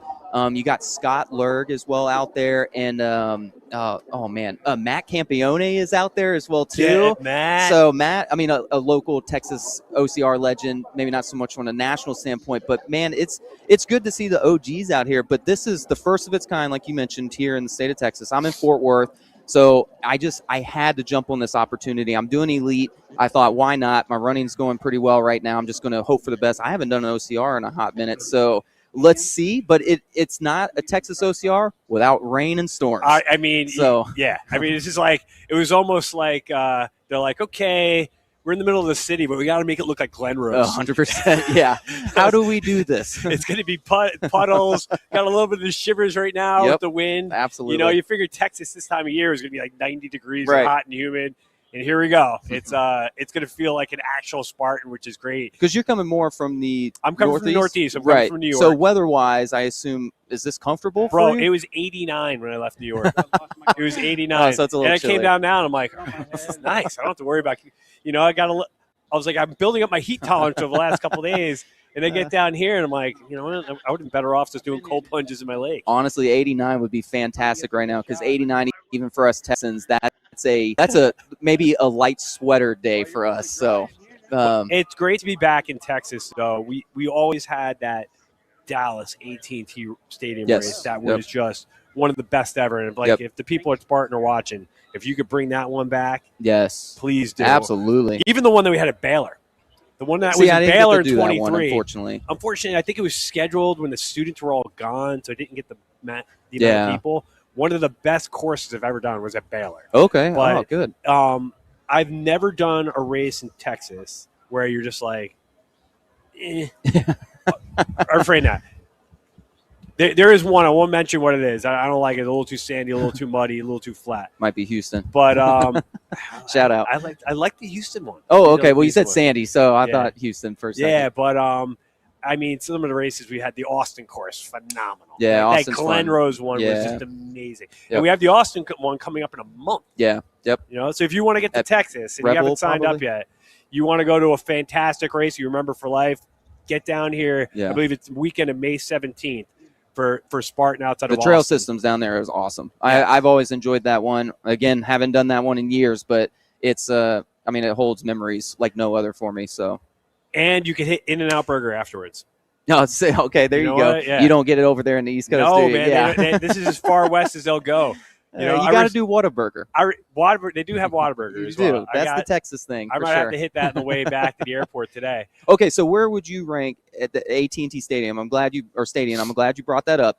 I've done every single year that it was brought to Jerry's World. Right, it is, in my opinion, the most fun Spartan race I have ever done. Mainly because you got to go through the locker room. I mean, you saw everything finish on the field. Granted, I have not done any other stadiums, so I'm a little biased, of course, and being home-based, I've got to root for the home team as well. But with all the races you have done personally, where would you rank that among all the stadiums?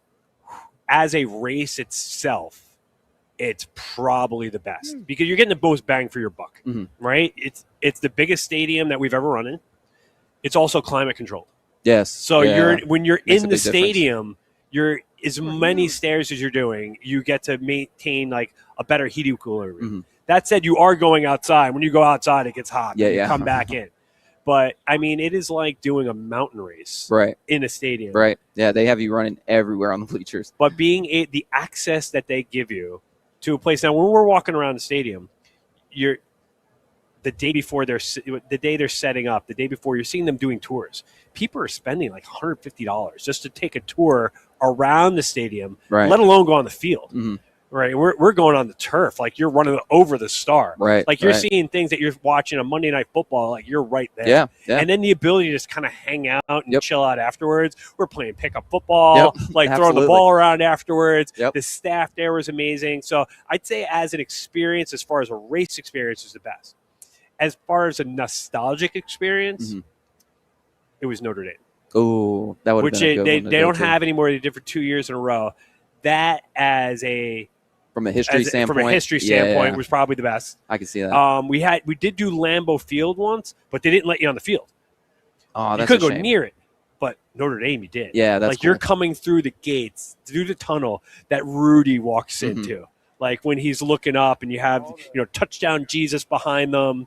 And there's so much of what you see in Notre Dame college football lore that you're running past and running through. Yeah. So and you feel it. You really do feel it. And then again, you're down on the field.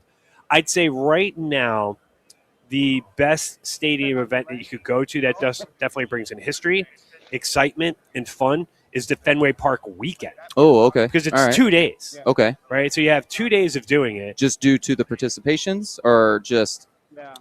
There's so many people that want to do it. They have to do 2 days. Yeah. Right? So but you get the full experience with the field, everything. Locker room. Oh, that's great. You're in the clubhouse. You're coming out of the dugout. You're on the warning track. You're running over the green monster. Love it. You're hitting every single, stairwell and turn in that place.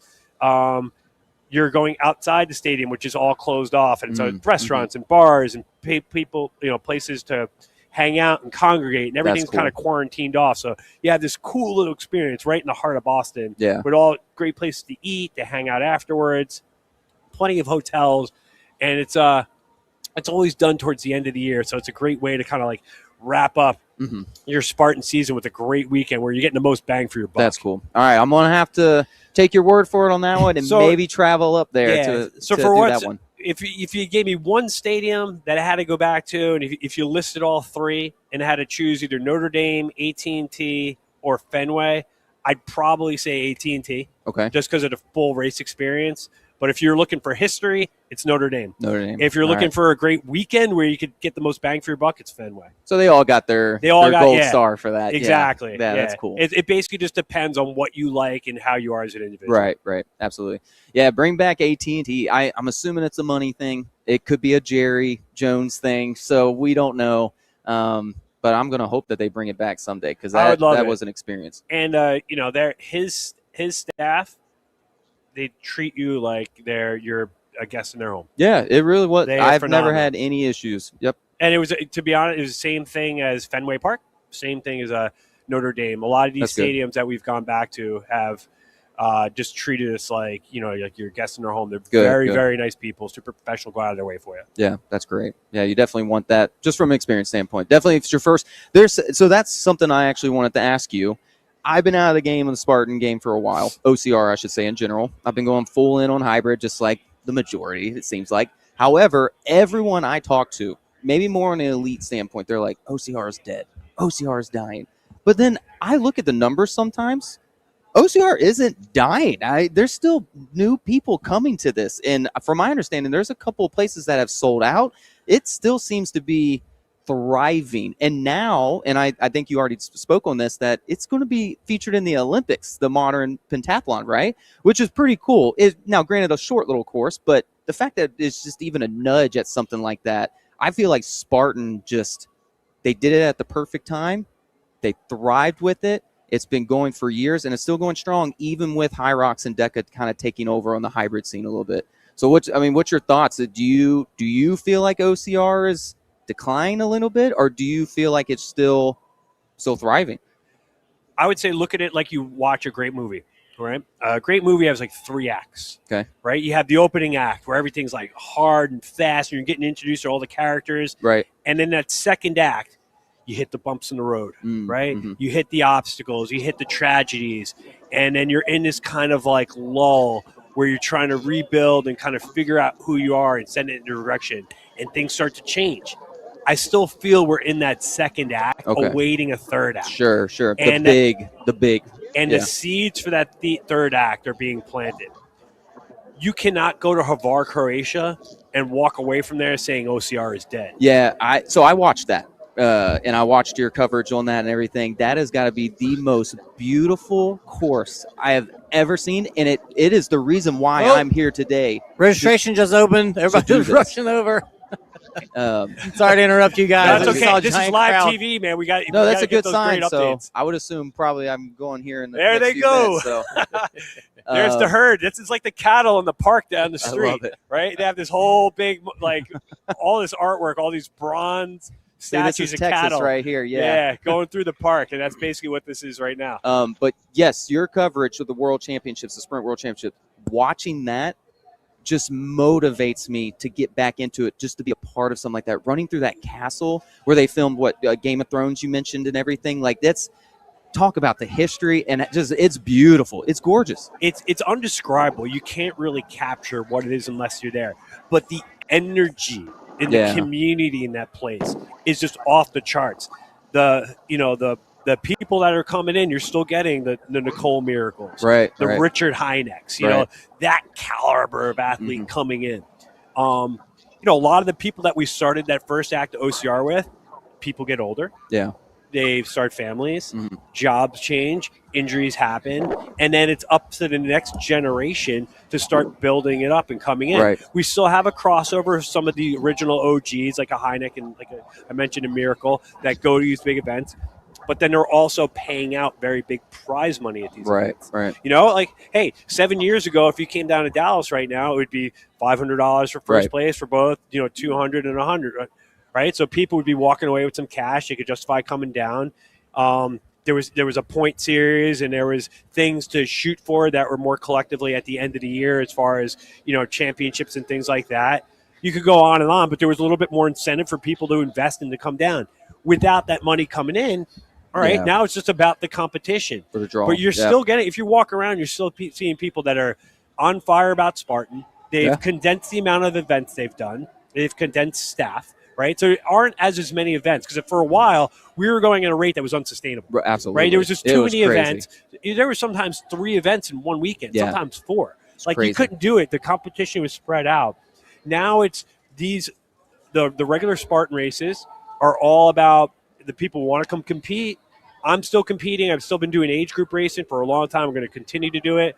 I'm on fire about it. I'm still going. But when you go to these big world championships events and they're putting all the resources into those, or a majority of the resources as far as prize money, it is electric. You just see it. And it's first class. I love it. And it's phenomenal. So I feel like we're in that second act right now, and we're planting the seeds that are going to make that third act just spectacular. Absolutely. And you know, God willing, in 2032, OCR is a standalone event in the Olympics. Yes. And it would be fingers crossed. Absolutely. And I think the 2 formats that right off the bat that work are the 100-meter and the newly introduced 400-meter that we had in Beijing last November. That's cool. Okay. That is electric as well. I bet. That is phenomenal. Okay. Could talk about seconds, right? I mean, you're talking about seconds, and you're talking about, multiple obstacles just going right around the track. You can see everything. You're seeing the back and forth. People have to take chances. And that was one of the things with OCR that you'd watch on TV, where there was a lack of drama in a lot of sense. Like where people are running, you're running a beast course for, and you're an hour and 20 minutes in, and you're building up the energy for people to get to the monkey bars. Right. And we know, when you run that hard and mistakes can happen, if it's wet, you're talking about the intricacies and the techniques and what could happen.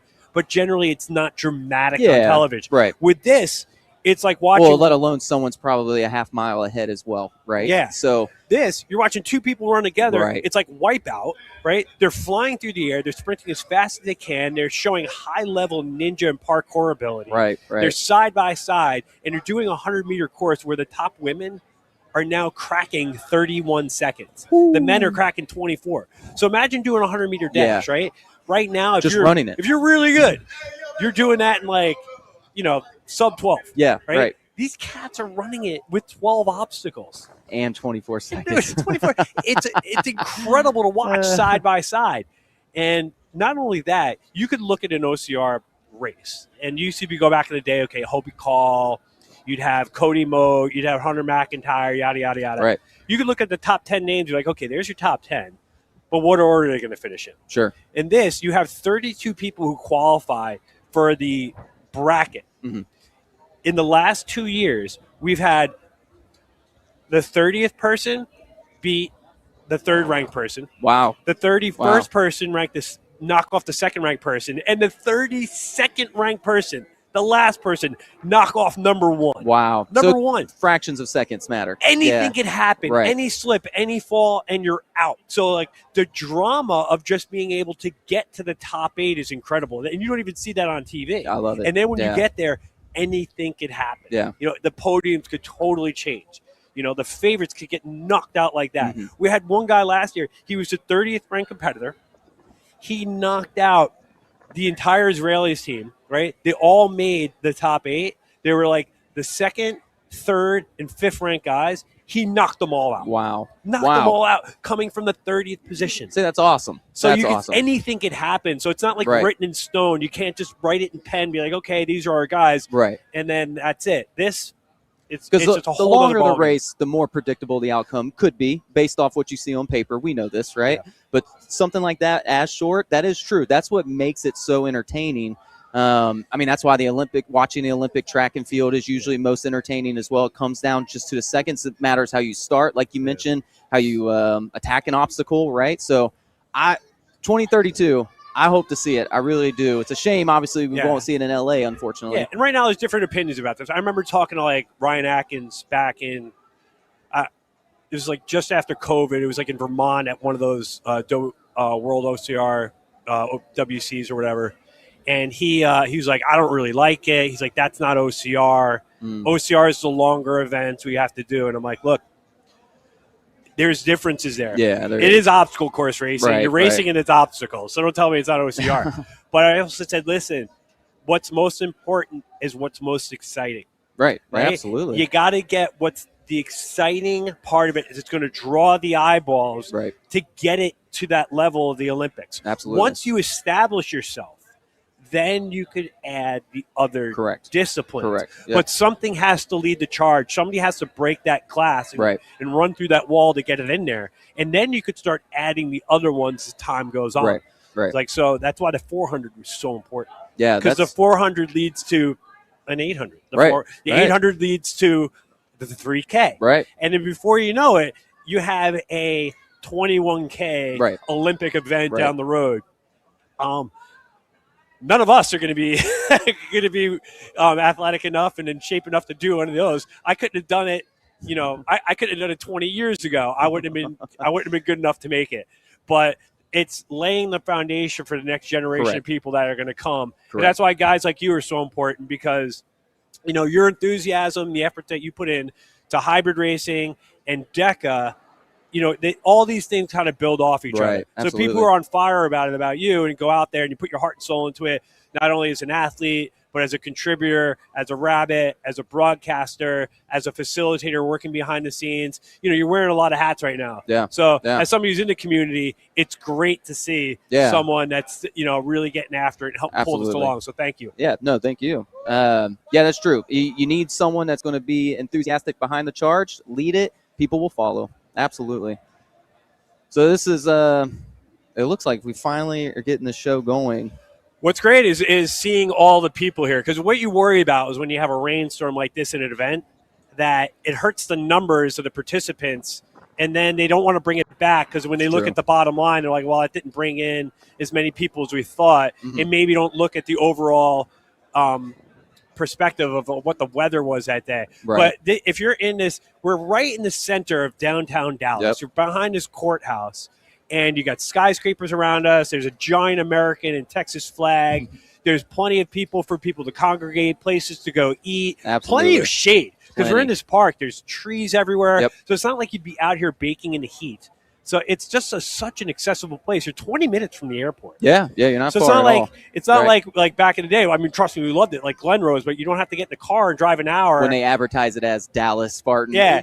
There are a lot of people who go, oh, I got a hotel in Dallas. It's in Glen Rose, 2.5 hours away. Yeah, buddy, you should have looked at the location. Oh, some guys. Oh.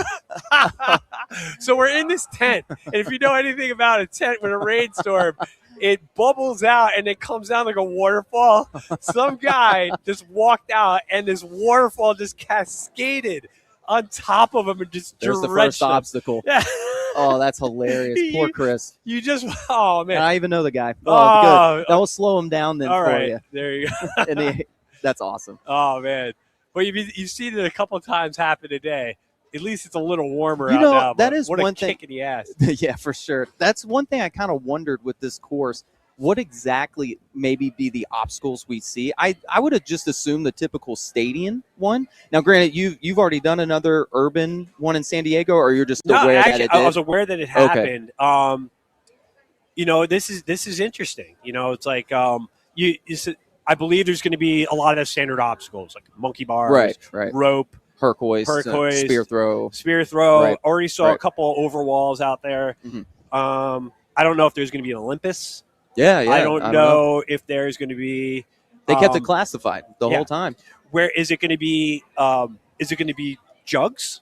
The water bladders, or is it going to be? Is it going to be water bladders, or is it actually going to be a bucket? Right. Where is the sandbag carry going to be, and what that's? So going to be ram burpees, maybe. It could be. Yeah, it could be ram burpees. It's a big game changer for a lot of people who don't train for that. It's huge. Yeah. It's huge. I mean, and like, it's different than the ram burpees at a DECA, because for the men it's 55. It's less reps. It's 15, but it's 11 pounds heavier. Correct. Yeah, which makes a huge difference. Huge difference. Yeah.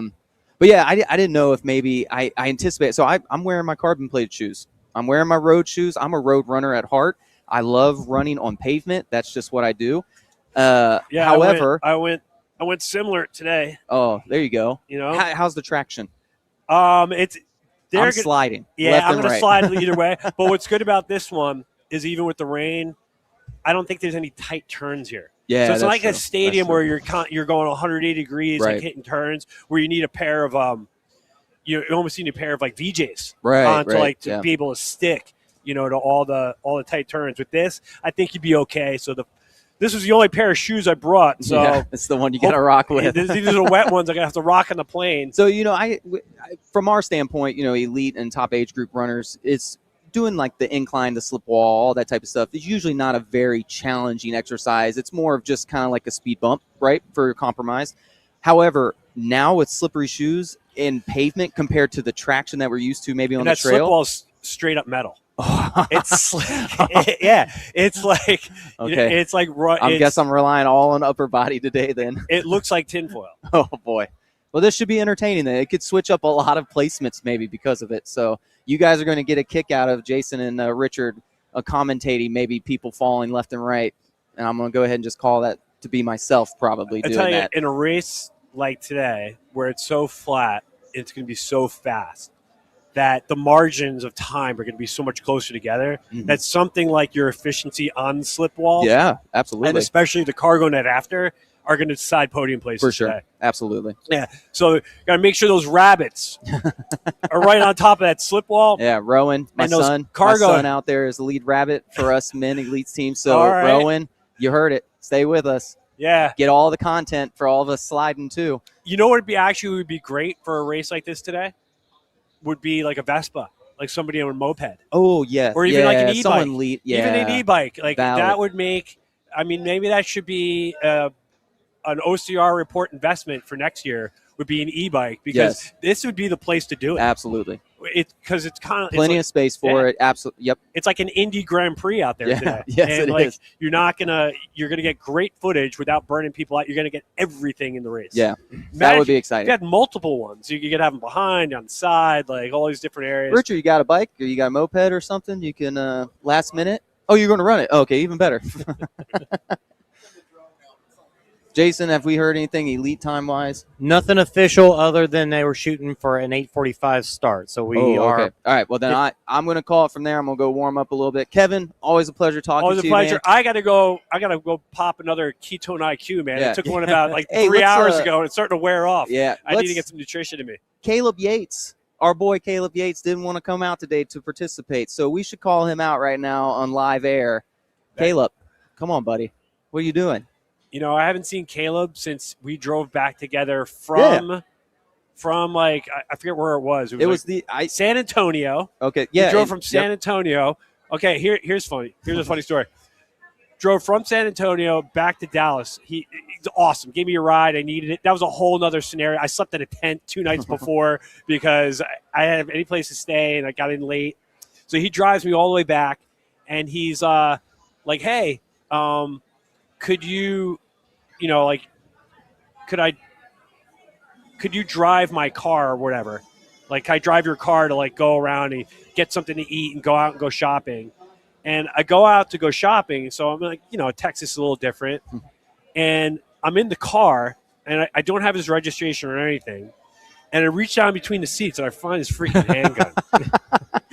I find a Typical pistol. Yates. And I'm like, Yates. dude, what the fuck? Typical What if I Yates. got pulled over, man? I got like I have a firearm on me that's not registered to me.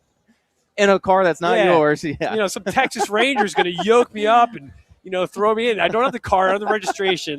So I'm basically with a stolen car with an unregistered gun. And here I am. That's Caleb Yates. But Caleb for you. my boy, he drove me all the way back from San Antonio. He put me up, and he's a great dude. So I'm not going to give him too much flack. Yeah, all right. But I had to tell that story.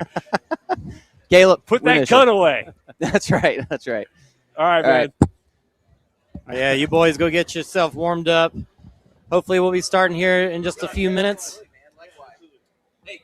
Pleasure. Thank you guys for taking the time, helping fill some airtime for us. Yeah, thanks, man. Appreciate it. We're going to get them out there so they can go race. We are excited to do some watching here. Starting to see, staff at the finish line. That's a good sign. We've heard that they're out there taking, tape off all the obstacles. Richard, you can come join me. I might have to do this standing up. Try to stay warm here.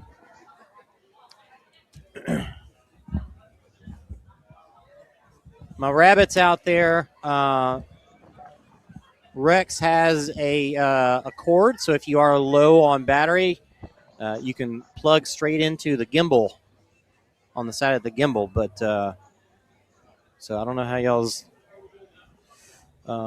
James and Marcella, how your batteries are doing. If y'all stayed out there this whole time, God bless you. Appreciate you guys. What is Kevin showing us there? Oh, he's talking about the little cord you can plug into your. You can plug it straight into the gimbal. The side of the gimbal's got a little port. It's got a couple of ports, but one of them's a USB-A. Got a great shot here of the start line. One of our rabbits there, Kevin, warming up. Oh, he saw somebody. Who was it? I got my video going. Who's he got? I got the video going right there. Oh, Victor Quesada. Nice. Look at Victor. Oh. Victor, I don't think he's been racing much. As you can see, he's got a wife and a kid there.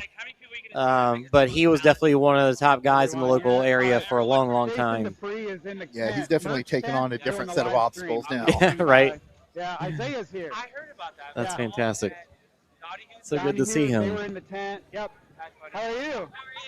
Long time. Yeah, we can hear Kevin. His audio is coming off of his headset, which is why we can hear him so well. Okay. Very good. Yeah. Well, it's looking a lot better out there. I mean, the wind's still blowing, but the rain stopped. Yeah. Unfortunately, the radar doesn't necessarily look like any less. It looks like it might still come through some more. So we honestly still don't have official word about when the race will start. But, it is possible that there could be more lightning behind all this. Marcella's still out there. Holding steady out there, Marcella. Good job. We're hopeful for a race kickoff here in the next few minutes, but I think we're still not really seeing anybody lining up at the start line. They got to jump over that start wall there, and that's when we'll know for sure that they're getting ready to send them off. Check in. He's on the other side of that white tent. You can go. So while we heard them say shooting for 8:45, that was the goal, but I don't know what that really means.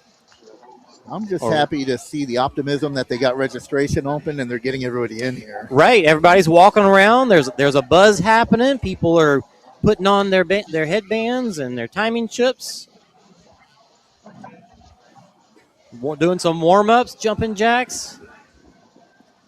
And the merch tent is selling hoodies and raincoats. Probably selling them well, I'm sure.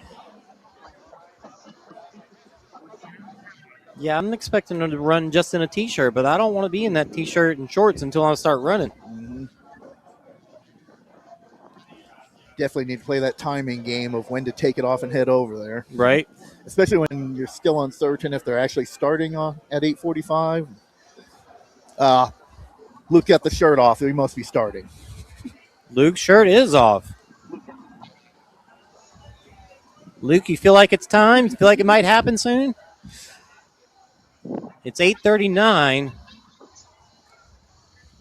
If they're going to get them on the start line for an 8:45 start, then it's probably not going to happen even then. It'll be a little bit later just because of the time it will take them to do national anthem and give them the rundown and whatever else they need to do. Yeah, they need to be calling them out there pretty soon to get them ready for 8:45 anyway. Yeah. Once they announce it, you've probably got 5 minutes before everyone gets there. Right.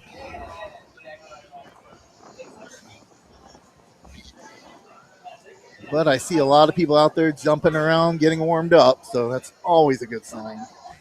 Hopefully they're hearing something that we're not. Our rabbits helping put the the race course tape back up.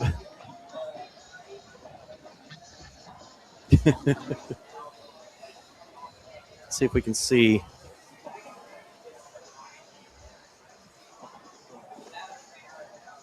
Don't really see anybody waiting by the wall, even.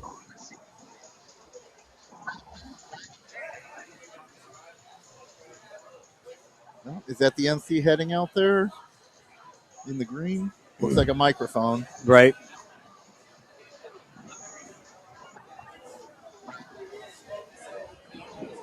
I feel like Rowan's doing some hopping and trying to stay warm. He's out moving the gimbal.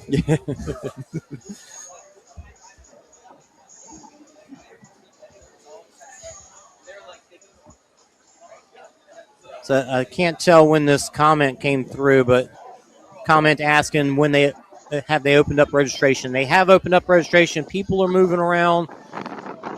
Whoa, there's a big win. Oh, there goes a speaker. And, oh my goodness. What happened? And all the barricades down on the start line. It's an open corral now. Yeah, registration's open, and everybody's a buzz walking around, starting to warm up, but still no official word about when the race is going to start. We're speculating. We heard some things about 8:45. We're getting real close to that 8:45 time. Got things blowing over. It looks like another big possible downpour could still roll through.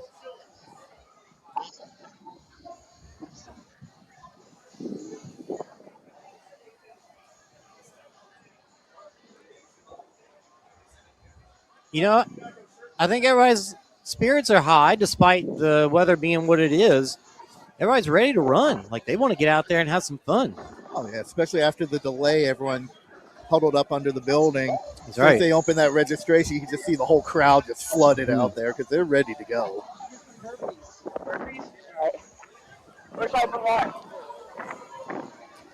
Oh my gosh. I'm sure it's partly people eager to get out there and race and other people eager to get done and get home. Yeah, right. Dry. Either way, it gets them moving. So.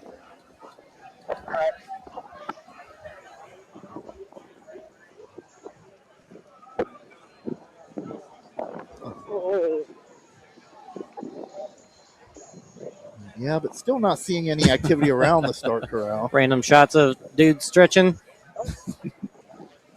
Well, and look somewhere else. Oh. Start line burpees. Our rabbits are getting warmed up with some burpees. That's awesome. That's Kevin on the right and Rowan. Luke that was just sitting here talking with us. Luke's son, Rowan.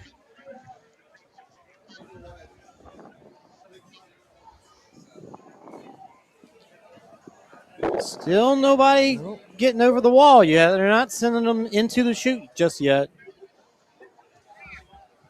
Makes you wonder if maybe they're looking ahead at that next bit of rain and trying to make a decision based on that. It is possible, for sure. I'm sure the last thing they want is get people started on the course and have to shut it down. Yeah. This has been a wild morning, that's for sure.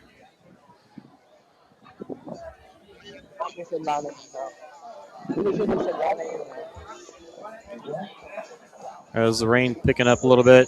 Is this it? Is this the big cell coming through right now? Almost to us. Sure. Yeah. My radar is still showing some lightning west of us, which is what's coming our way. This is basically turned into the Weather Channel. Now we need is a big fan and get out there, do some Jim Cantori style reporting. The temperatures dropped down a couple more degrees. We're down to 55.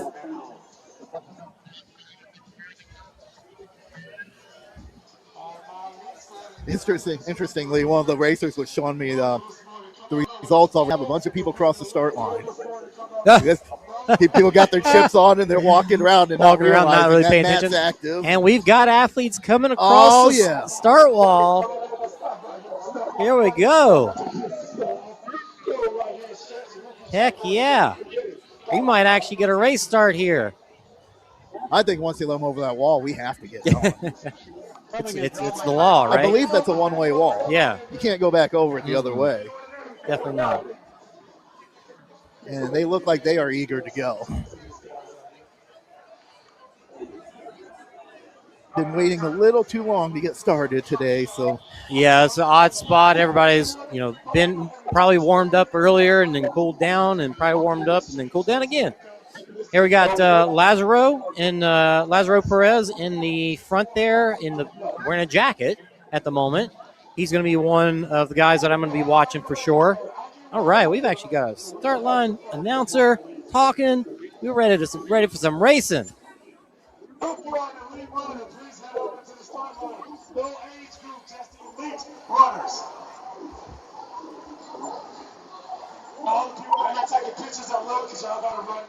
Rabbits out on the course. We've got athletes on the start line, so if you can get your cameras going, Nolan, James, and Marcella.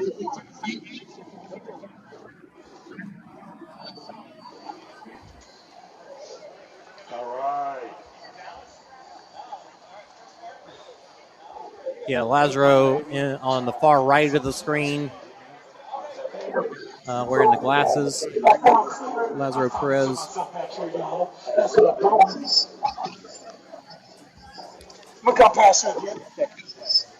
Marcella, go ahead and stop your stream and start it again so that your landscape. You guys should wear this or no? Can you switch to Rowan real quick?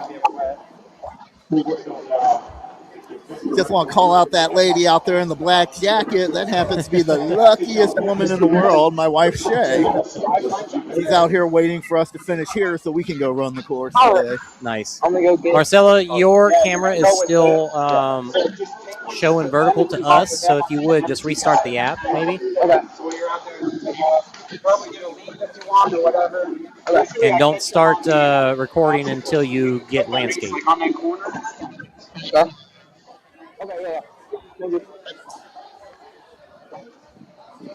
There we go. Looking good, Marcella. Thank you. Ladies and gentlemen, we have 5 cameras out on course. We've got athletes at the start line, in the start chute. I'm getting excited. This is going to be a good race. And it could dump on them. It could pour right in the middle of it all, too. And we don't mind that as long as it's only water. No lightning. Of course, that's easy to say sitting here in the tent. That's right. There's Lazaro right there. That Scott Learg, I believe. Lurg. There's Isaiah. Paul Drew right next to him on the left. Luke Halterman on the right. So Scott Learg, apologies, I don't know how to pronounce his last name, in the gray shorts. I think he's going to be one to watch as well.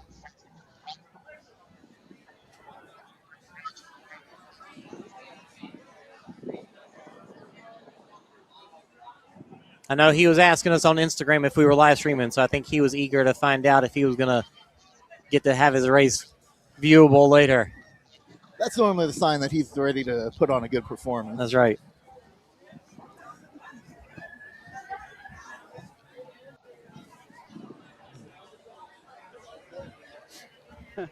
One more mile.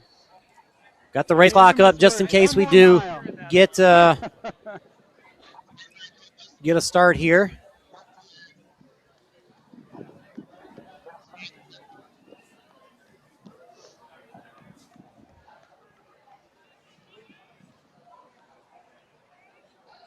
Someone can get a shot of the flag. We'll have the national anthem, shot of the flag.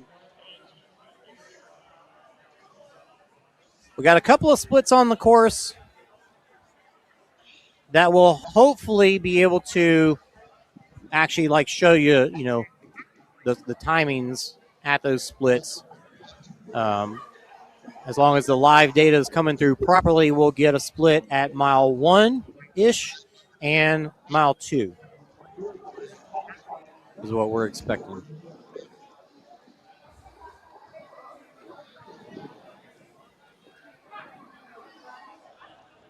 Now, is that Elite Wave typical of the sizes you've seen lately, or does it look smaller than normal? The Elite Wave has definitely been smaller in general across the board, I think, because age group kind of tends to cannibalize the Elite Wave. The fact that there's not payouts at most races except for the big races, I think you got less people going out for it. So the Elite Wave size doesn't have much bearing on the amount of people that are out here to run and have a good time. Now, I see in the blue shirt, Matt Campion, kind of like on the second or third row. Matt Campion is another local that was always up in the front. Haven't seen him race in quite some time, so that's exciting as well. We do have a lady in the start chute. I'm curious if they're going to be sending off the men and the women at the same time. We only see the one. Well, there was some mention of compressing the heats to try to make up some time. So yeah, that would make sense for sure. If they don't have a small crowd, good opportunity to do so. Mm-hmm.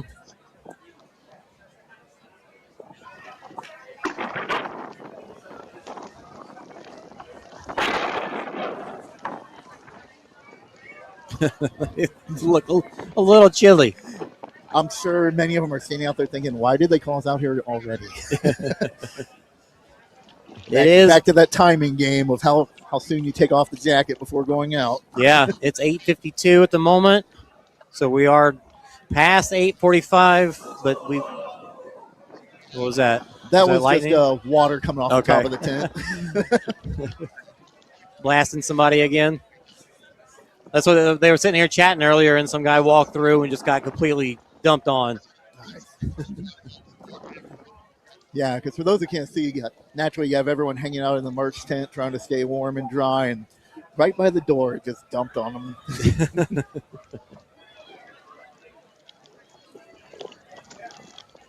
The rain's not crazy heavy at the moment. No, you can still see just small individual drops in the puddles, so probably less than you'd sweat on the course anyway. Mm-hmm.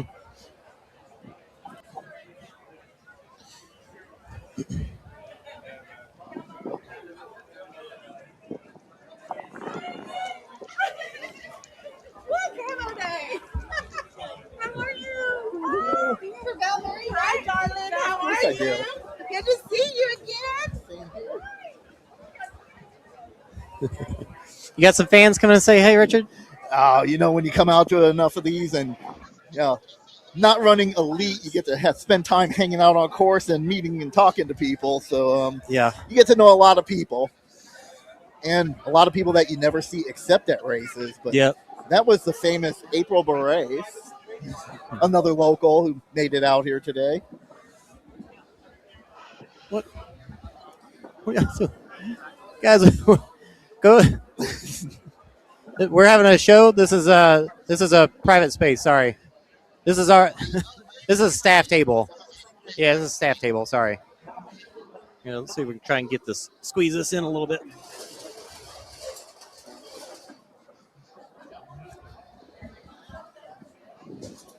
Victimized by the crowd looking for a clean space to stand. Yeah. Just got a little overrun, but fortunately no harm done. I think they just want to be part of the show. Oh, Kevin's coming back for his camera. Hopefully that means we're ready to go. What's that, Kevin? Okay, and then get them. Take them around the corner. All right, yeah.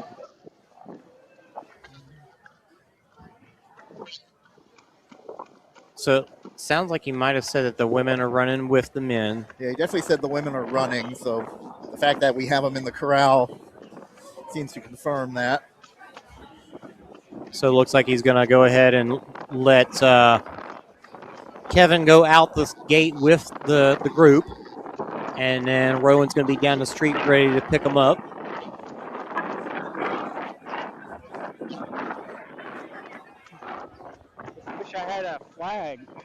flag. I don't know. Nothing. Yeah. All right. That's the attempt. We are so close. I can catch him Ready on to the race. obstacle, so I Everybody don't have to dancing go out. around, shaking it out.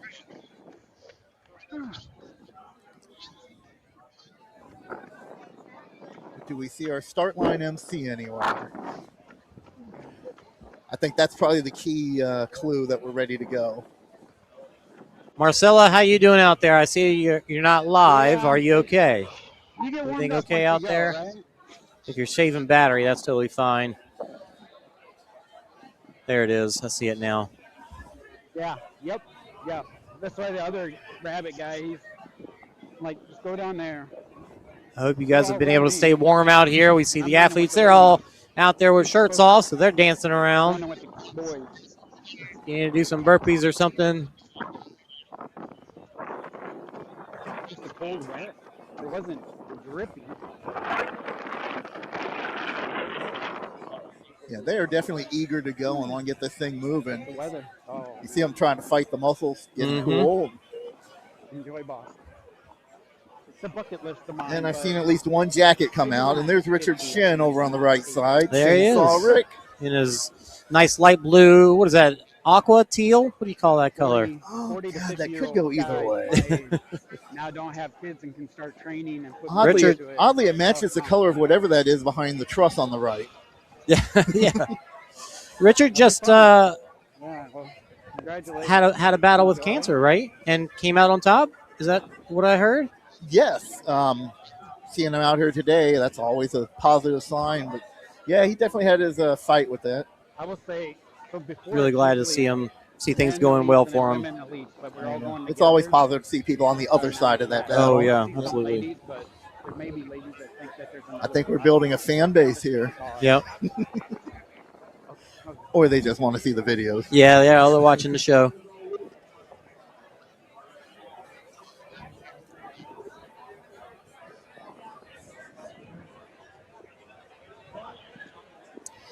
Yeah, if we think the men and women are going to go out together, then I'm just going to use one clock, which is always nice. I don't really ever care for having to switch between the clocks.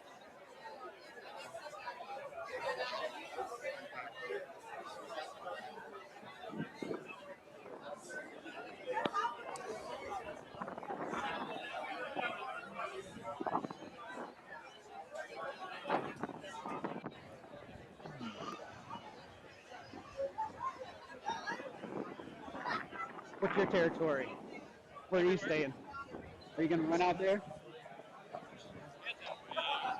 Can't tell where we're looking from what the kind of staff, some, like what's going on. We can see from down the street. This is just down the street from the start line. You can see that overhang of the city hall. And on the left, you can see some of that carnage from the wind. Barricades Yep. knocked over.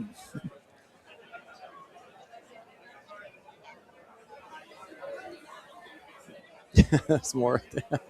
That just looks like a Tuesday in Dallas. Hey, Kevin, do you have any sight of start line staff around there yet? Any update on what we can expect here? Yeah. I'm still only seeing the one woman, too. Yeah. Yeah, they're all right here. He's saying they're all right there.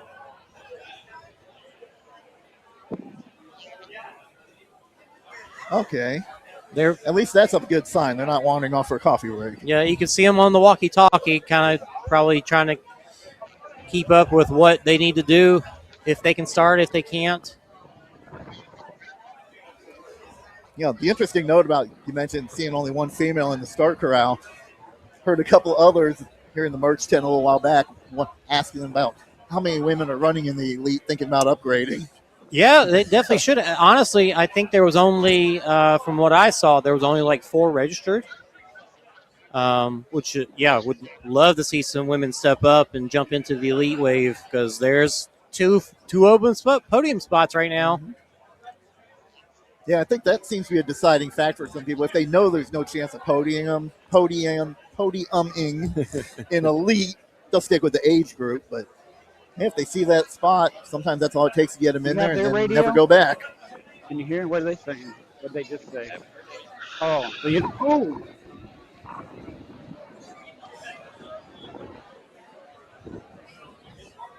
Thought we were getting an update there.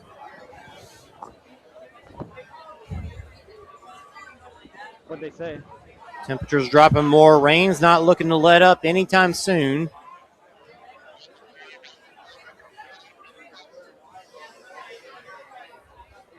Going as soon as possible, and then age group waves go every 5 minutes. Temperatures dropping some more, down to 51. We just heard the mention of age groups going every 5 minutes after the elites. So they're going to try and crank them out after they get the elites out. It looks like one more big thing is going to pass through, and then it's still going to be raining for a while, but it's going to start to clear up as far as like potential heavy stuff. I don't know about lightning, but yeah, that looks like that one batch is just about to hit us. And those bolts there, that's where lightning probably already happened. Yeah, because you see the lightning's not moving with the map, so that's where strikes have been observed. It doesn't put a time on them, but since they're not moving, I'm assuming they're not fresh. But that one batch of red that's just about to hit us, I suspect they're waiting to see what that does. It could be. The forecast doesn't show more lightning. You know, obviously I'm not a weatherman myself, so I don't know much about. You can't predict that. All they could do is report where they've had strikes. If we would have known, you know, I should have planned for this.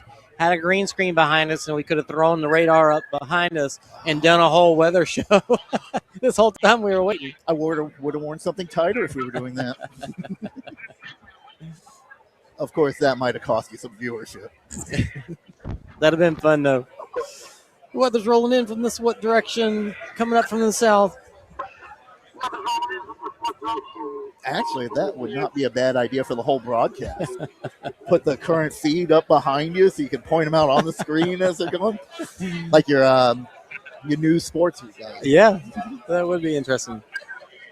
Now we do have option of telestration. Fixing the course. You got a clicker? Not a clicker. Ready to go. That's the delay. Let's see if I can show you what I'm talking about while we're sitting here waiting.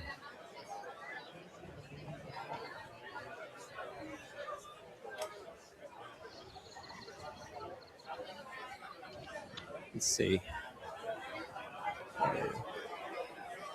Hurry up and wait.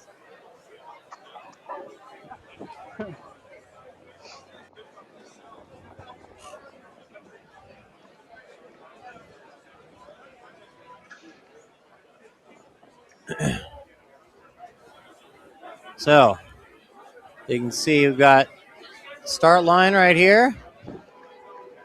And here we've got Richard Shin, Scott Lirg, Lazaro Perez, Luke Halterman. Oh, that's not showing up on the screen. Let's see, how do I do that?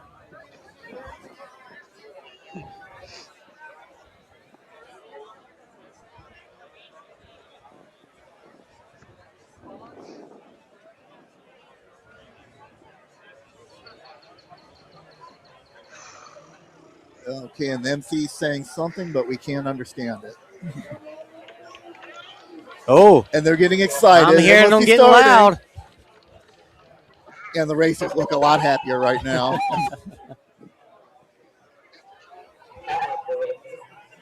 Come on, baby.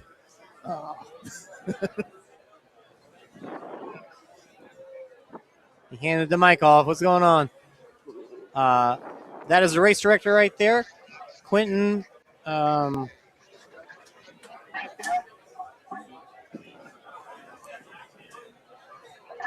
National Anthem starting. Quentin Hansen.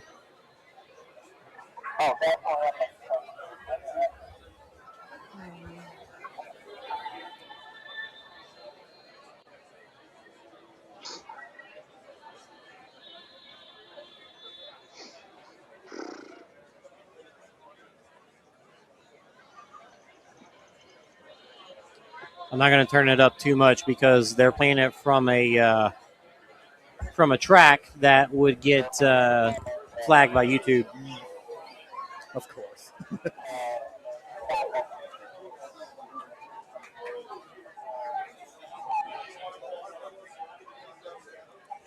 If somebody sings it, it's okay. But whenever it's a recording, usually that recording's copyrighted somewhere. Yeah, nothing like getting your video shut down because of other music playing. YouTube is really good about not just shutting the stream down. So the stream will go through, you just can't monetize. So it'll be a flag against your monetization, and then you can fix it and then still monetize afterwards.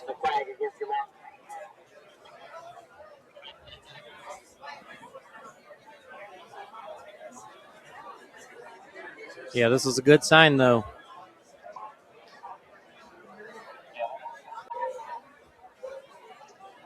Oh, no, I'm good. Thank you, though. Yeah, I am, but it's fine. It's fine.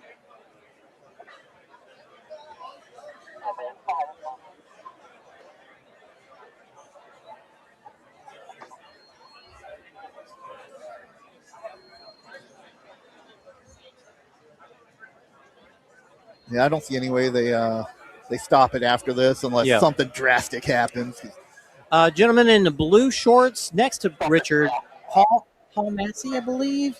I have to keep an eye out for him, too. I think he'll probably be up in the top 10 for sure. All right, now we're getting some words from the race director.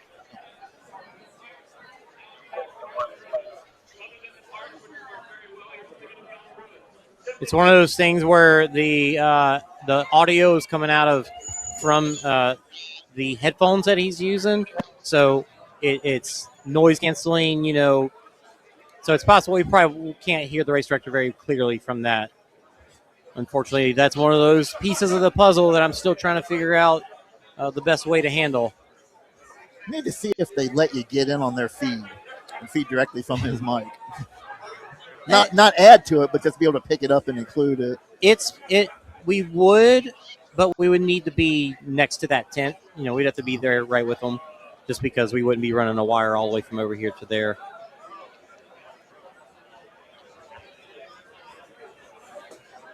Yeah, I would love to hear what they were talking about right now, but it's okay. We could maybe plan next time to have if we go this route with the audio, have the rabbits hand them the headset, the shocks. I think we're about to be racing. It looks like they're getting ready. You got that start line bounce going now.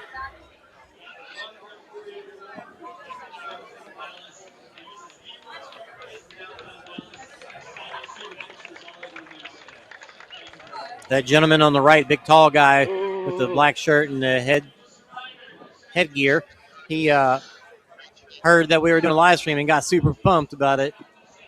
So now he gets to go home and watch himself. Well, now knowing about it, he needs to perform. So yeah, that's right. Sometimes that's the motivation you need. There he is. Definitely a man who sees the camera.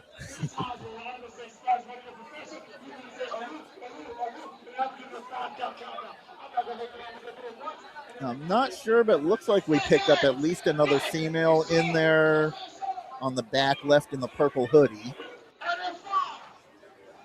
I'm getting some maroons out there. There they go. And we are racing in downtown Dallas. Out the gate, Paul Massey out in front. Lazaro on the right. Scott and Richard grouped together. I don't see Luke. Luke said he was going to go out hot. There he is on the left.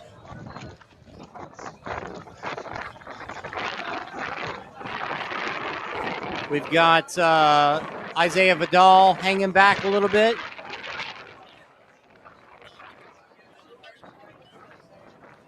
Got our at least one woman I saw there as well, and coming over the first wall. Yep, just a nice little easy one to get them warmed up. 2 walls in a row. We The map said something about an under, but it looks like just 2 walls. The under might have been a fair weather option. Yeah. That wasn't even enough to slow him down at all.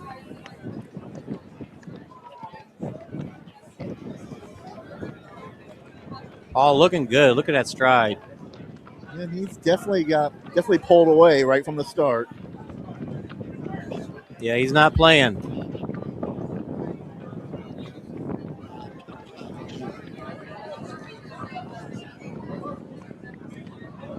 Rowan, wipe your not Rowan.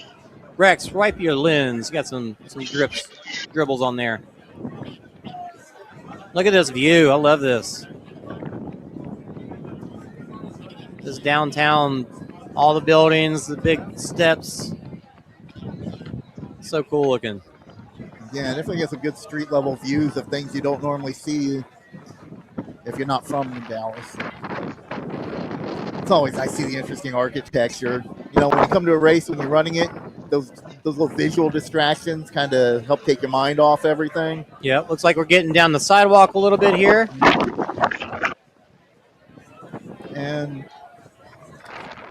this is coming into the first park.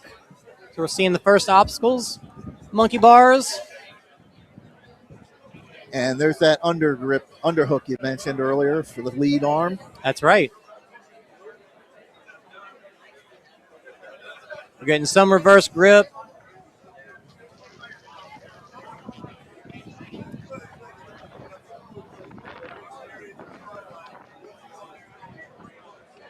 So this is one wall and then the monkey bars. And then looks like they're taking off again right after that. Oh, Luke, no! Was he doing the undergrip? I don't know if he was. It did not look like it. Paul still out in front. Oh, now he's definitely got some distance between him and the next one. Yeah. Get the crowd here on the monkey bars. Bernie from Bernie Fit, they're in the purple.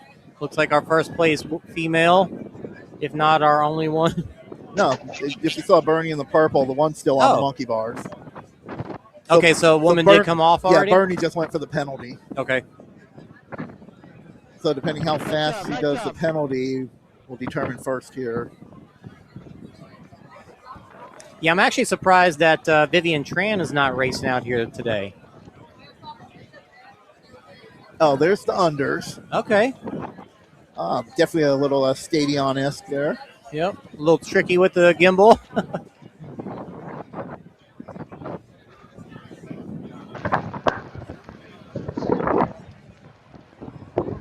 Taking a stroll down the street here. So first place female with Luke.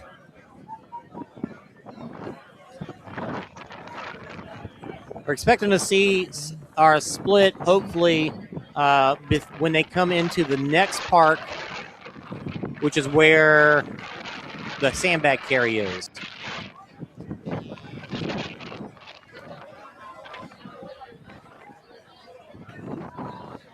And so far, we're not seeing anything really exciting happening.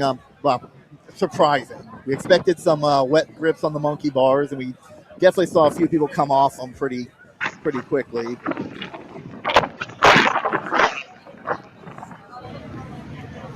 First place male looking confused about where to go.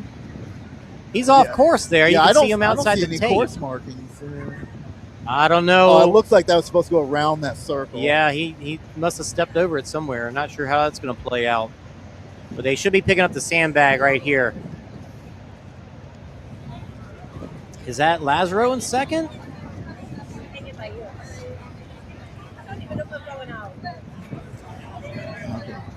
Yeah, so as we said, that's a nice little sandbag carry. Yeah. Yeah, that's definitely Lazaro Perez in second. Any surprises on the placement so far? Yeah, I Luke told us he was going to take it out hotter than he said he was going to take it out hot, and he was not in front. So, not that his hot isn't hot. It is hot, but Paul was just really blasted it out there. I mean, he got to jump on everybody.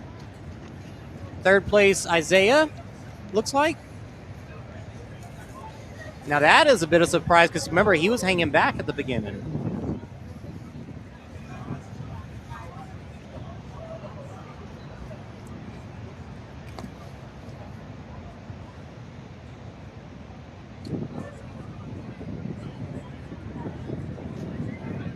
Now we've got the crowd coming into the sandbag carry. After the sandbag carry, they're going to be going to the third park, which is over to Marcella with the Z-Wall. So they should be heading over that way pretty soon.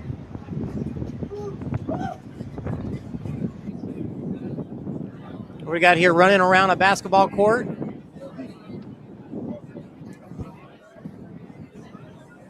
Nothing like a fenced-in basketball court to put the Urban in the race.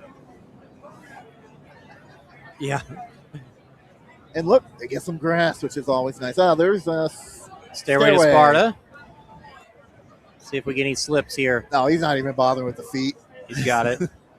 Lazaro right on his tail, though. This is going to be a good race. I think these guys are going to fight the whole way. It's looking that way because, Paul started out with a pretty good lead, but then Lazaro seemed to come out of nowhere suddenly and caught him. But if you saw, neither of them bothered with the feet on stairway, so I don't know if that's normal strategy for them or if it's wet weather strategy, but it worked for them. Marcella, if you're over there by the Z-Wall, we'd love to get a shot of that.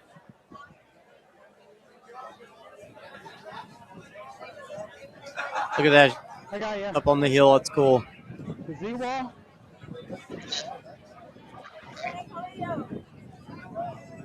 There's Paul just went over the little kids thing there. And off to the inverted wall. Ooh, big jump. Mm-hmm. Quick work. Yeah, you notice he did that backside slide down it. Yeah. Richard Shin and Matt Campion on the stairway. Lazaro just coming up to so Paul is making some ground on him. He's got a pretty big opening right now. Yeah, I didn't see what separated them there unless he just took off. Yeah, because there really wasn't anything between stairway. What we may be seeing is a little running advantage for Paul and a little obstacle speed for. Now, I don't know about using that handle. That's not necessarily. Yeah. I don't know if the rule book specifically spells it out. Or the edge of the wall there. Yeah, I don't know if it specifically says it, but we know the intent is you use the surface. Yep.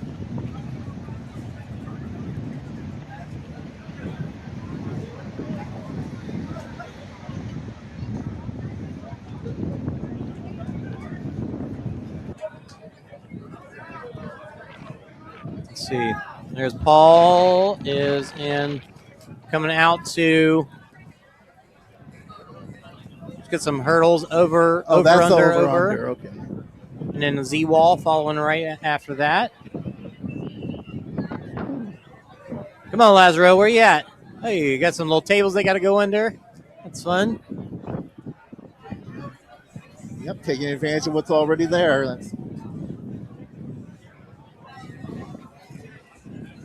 Okay, let's see how dry this. Oh, that looks pretty dried out now. It does. That's crazy because of how much it's been raining. We got Lazaro coming underneath the tables there.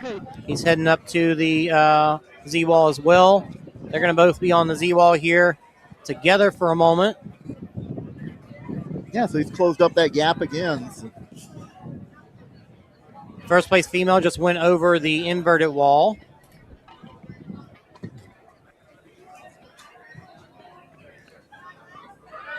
Good update. We've got our fastest guy we've got Rowan with the lead man still.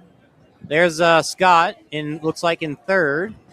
And it looks like Paul's going to extend that lead quite a bit here because that Z-Wall is moving a little slow. You're right. It is taking Lazaro a moment here. Very deliberate on it, and it may be the wetness on it. Maybe those grips are still moist. Paul onto the vertical cargo.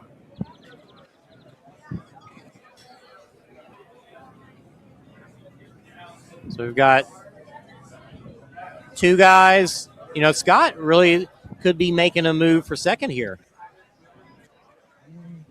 Yeah, see, he's still very deliberately going on that Z-wall, too. And Isaiah, too. You're fourth right now, Isaiah.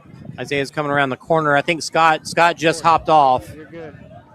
Good job. Yeah, that Z-wall is surprisingly slow today. And, again, that might be the grip on it. But that's putting a lot of separation between them. So it looks like we got Paul, Lazaro, Scott, and then Isaiah. Richard Shin possibly in fifth here.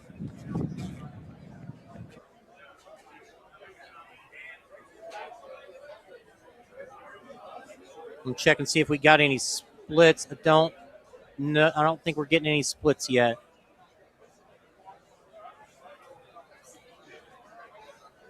And is that Lazaro on the top of the vertical? Or That's is that Scott in the gray shorts. Okay, Scott's in the gray. Lazaro was right in front of him. Right. Actually, there's a fifth place guy there.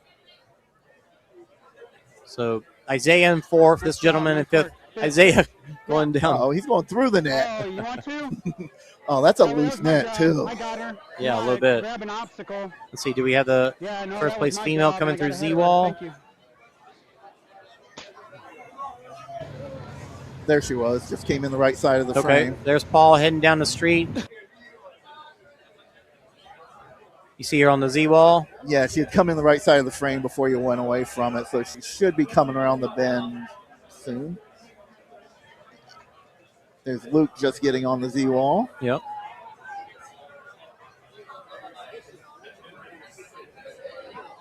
Yeah, I think that there she is coming around the left side of the wall.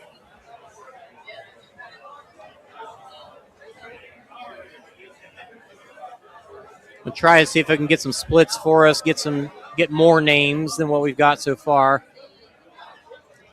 That was a surprisingly quick run on the Z-Wall there. That guy just flew through it. I'm not sure who he was in the white gray hoodie, Nice job, guys. whitest nice gray job. hoodie. Nice and easy. But yeah, you can see everyone's being really deliberate on it. So we've got Genavera Gannon in first, and Bernie in second. How do you say Bernie's last name? Do you know? Gutierrez. Yeah, and for the guys, Paul Massey, Lazaro Perez, Scott Lear, Isaiah Vidal, and Aaron Neal. Aaron Neal was the gentleman that was probably on the vertical cargo that we saw a minute ago.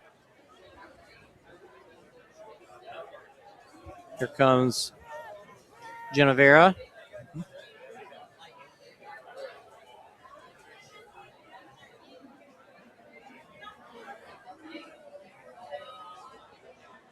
Yeah, so far.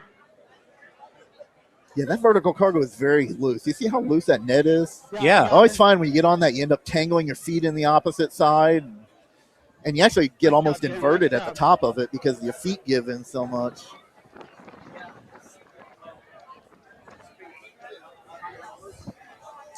And we do have a camera at the, I believe, the fourth park. Did I just see lightning? Hercules hoist. Yeah, Hercules hoist. I feel like I just saw lightning. I don't know what that's going to mean. I didn't see a thing. I feel like I can hear it rumbling in the background too. Yeah, that's definitely thunder. And Paul is through the Herc hoist.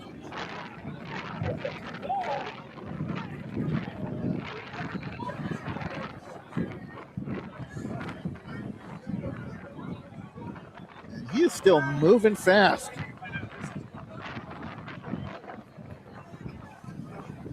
So from the Herc hoist, there, I don't know, we might have missed the chain carry.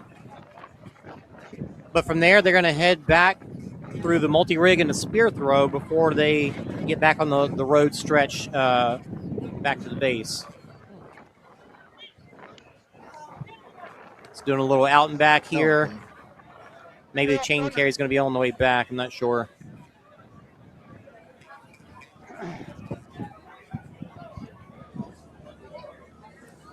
Because that chain carry seems to have been a very popular addition, maybe because it's just something different or there's just so many ways to strategize picking it up. Yeah, they brought it over from, we saw it a lot in the European races. Yeah, they even got creative on some of the races where you carry the chain, put it in the plate to do the plate drag, and then pick it up and carry it back out. Right. I think they're just having a little fun with that new addition. Taking them up some stairs here. That's fun. Yeah, you got to have some elevation, right? Yeah, not a ton of elevation out here, but just a little bit. Okay, we got a shot of the chain carry here, Oh, there Richard. it is. The chain carry, you can't drag those. You have to keep them off the ground.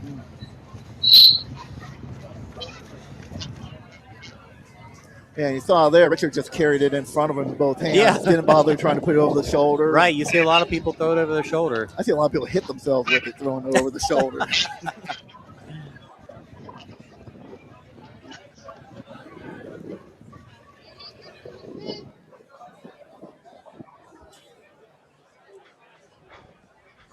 Luke Halterman there.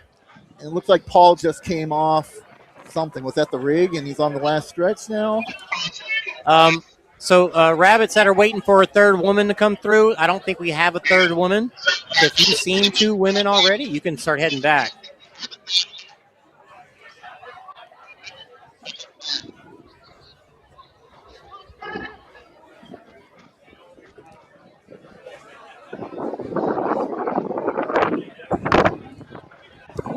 All right, we've got eyes on Lazaro.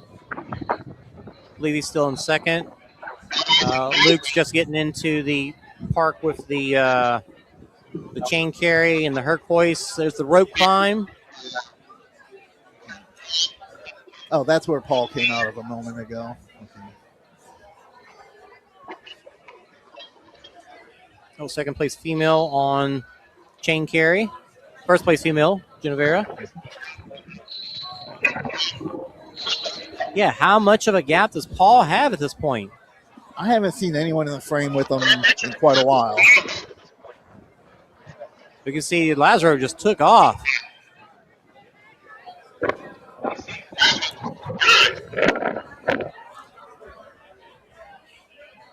Here's Genavera on the Herc hoist. Luke's looking a little gas. He's walking into it. I think he let the cold get him.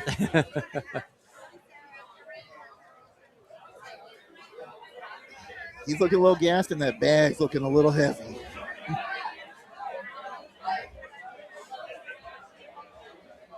I know Paul's moving fast. We want to see if we can get some eyes on him.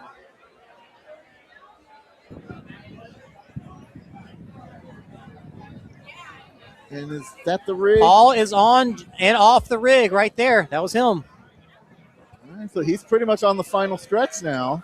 Yep. Rowan, you got some work to do to keep up with him on the way back. Oh, no, we got the spear throw here. He's got a low breather. I don't think that's going to be a big breather, though, for Rowan. Well, it depends on if he makes it. This is always a gamble. Got a good shot of it here, though. Let's see. If he doesn't make it, that could close this race up. Oh, that was a miss. All right, let's see what Lazaro can do with this time. We got Lazaro on camera here. Coming in, just getting to the rig? Yeah.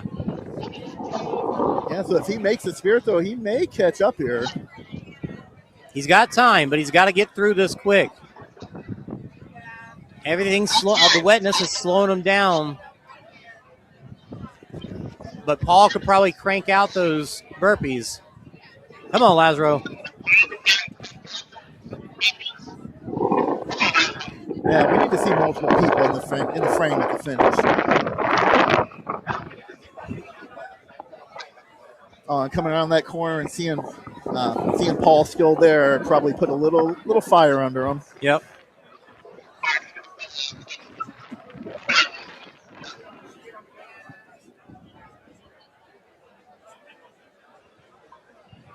Don't make him too nervous now. Paul's still burpeeing. Oh. That's a miss. More burpees. And that probably was a nice bit of relief for Paul. Yeah, absolutely. I'm sure he saw the chance of Lazaro passing him up there. We've got Scott here, though. He's got a chance. Paul's got to be getting close to being done with his. Yeah, because he's been there a while. If he makes this, he and Paul may leave together. That's a there stick. It is. Oh, right he's behind right Paul. behind This is exciting. This is what we need. Oh, man. We have got a race for the finish here. And Genavera's at the rope climb for the first female. Still don't see Bernie where she is behind her. Is she struggling with the rope climb? She's pausing there a bit. I don't know if she's resting, strategizing. Lazaro still in third. Nobody else coming through the spear throw yet. Looks like fourth place is just rolling in. Oh, yeah, Lazaro's closing that gap too. Paul surely hears those footsteps behind him. Yep, you're doing a great job, Rowan. Keep up with these guys. You're almost to the finish. Something's happening. Oh, they're holding the race? Are they holding them? We just had a stick from fourth. No, he missed.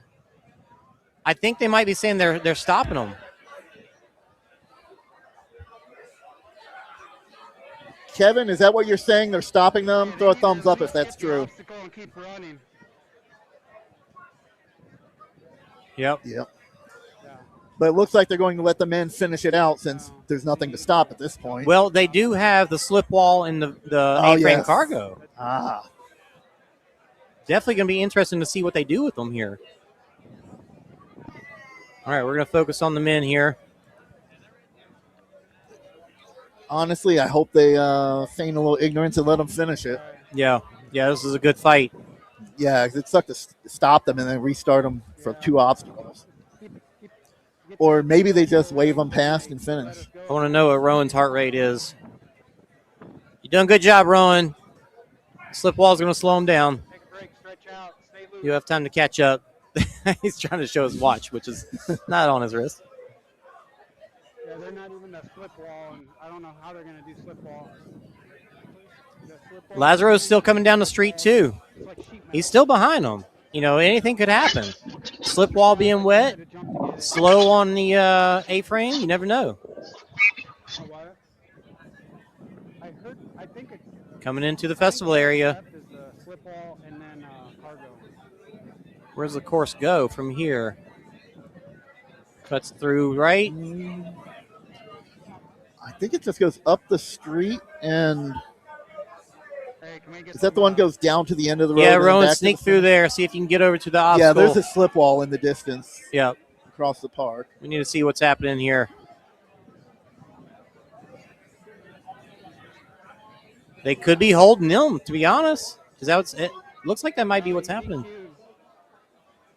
Yep, they're stopped. Wow. All right, our race clock is totally thrown off. We may end up with just a sprint to the finish for the race. That is going to be – and well, Lazaro is going to catch up too. Oh, my goodness. You got to live your life outside the perimeters. So how would they handle that? Because you can't have all 3 of them start the same place. Yeah, I have no clue. Unless they're keeping a time of an interval between them here and start them on a staggered time then. That could be possible if they had somebody that was like prepared for that and keeping track of who comes in when. But at this point, you know, they just stopped the race like 5 minutes ago. Mm-hmm. If they've got to wait another 30 minutes, they've got to just stand there for 30 minutes. Eesh. Yeah, that would be rough. Are they just saying good race, calling it? It looks like they're sending everyone back to back to the building. Yep. Because if they do have to stop it for lightning, can't have them in the tent. We almost got to see a full race. There's Lazaro. Oh, my goodness. They're trying to figure out what's going on. What do we even do? I think Lazaro got signaled first, second, third among them, so maybe they're coming to that, having that discussion. Right, they might. You know, it's up to Spartan to make that call, but if they're in agreement of it, I doubt they're going to fight them on it. Oh, but Paul and Scott were so close to make that call. I know it. We got the rest of them still out in the park. Both ladies at the. Was she running in a hoodie? Yeah. She was racing in a hoodie. Wow. Both ladies at the rope climb. That's right. Even with that, if they restart it, where do you put Bernie? If they don't have that time delay there, where do you start it, man? Yeah, Bernie was definitely a good way behind her, but yeah, if they just let him go from here,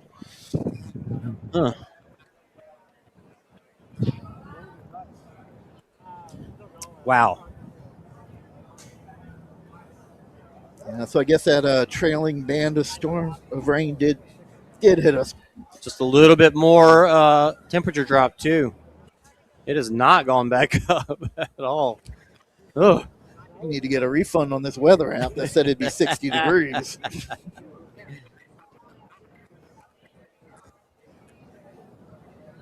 Yeah. Let's see. So at the sandbag carry, we had Paul, Lazaro, Scott, Isaiah, and Aaron. And then by the time they got to mile 2, we had Paul, Lazaro, Scott, Isaiah, and Aaron. So they came through mile 2 all together. I think the spear throw was past mile 2. Yeah, because we know Scott passed Lazaro at the spear throw. And that's where the real shake-up happened. So, yeah, now we got Paul, Scott, Lazaro. Did we see Aaron come through? Or is it just there's Isaiah, there's Matt Campione?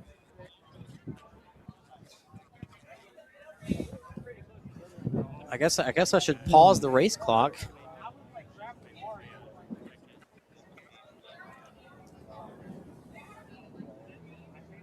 So where is Aaron? Unless he got passed and held up at an obstacle. Yeah. Okay. All right, race clock pause just for the sake of it. Yeah, we're not seeing Aaron. Well, this is definitely not ideal, not the kind of way we wanted to see the race play out today, but Aaron may be doing burpees right now. It could be, yeah. But what we saw was pretty exciting. It was some very cool visuals running through the street. Oh, yeah, definitely a scenic event. It's cool. There's Richard Shin coming in. There's Aaron. He's coming up. I'm pretty sure.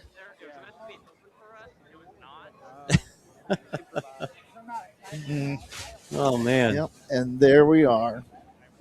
Just came past us here. You got some strikes over east. So close, so close. And the bad part is, for the men, they may be able to agree among themselves placement if they have to call the race, but yeah. I mean, Genavera had a pretty good lead, but they still had a good bit of course to go as well. Yeah, it's hard to predict what would have happened there because they still have a ways to go. And again, we saw what the burpees did. Marcella and Footlong, James, you guys are welcome to come back. I don't think we've got cameras on the men and women, so you're welcome to come back if you want to. No point in staying out there being cold if you are cold. You can come over here and be cold.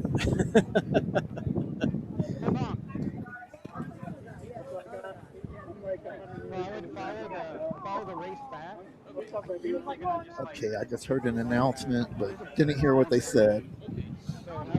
Yeah, so I think the guy in the jacket there is staff holding them. Maybe he's discussing with them about what they're going to do because they're not leaving.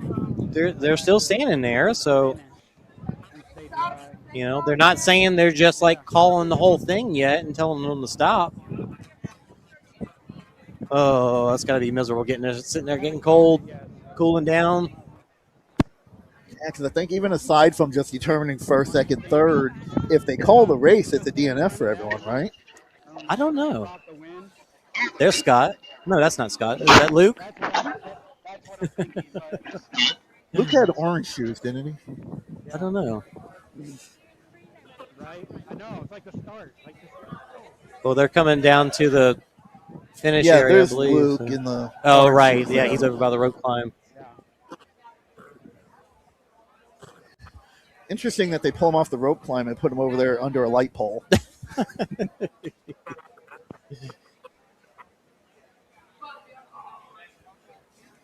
Radar-wise, once this final stop is done, we should hopefully be able to get all the open waivers out on course and let everybody get out there and get the course run and get on with their day. Yeah, because it doesn't look like there's anything really coming through after that. But yeah, a little more rain. The rain's not going to stop just yet. Just holding it for the rain and thunder, because we ran. I feel like I just heard more thunder. Jeez. They're worried about, because they're not going to cancel. Yeah, so if we look at minimum 30 minutes from now. Ooh. Yeah, right. And that's a long time for them to be 10, standing 15. out there cooling off, too. Oh, yeah. Yeah. Not having more fuel. Jason. Hey, Kevin, we see you. And even just being out there in that wind now. Kevin, you got any word for us? Do you know?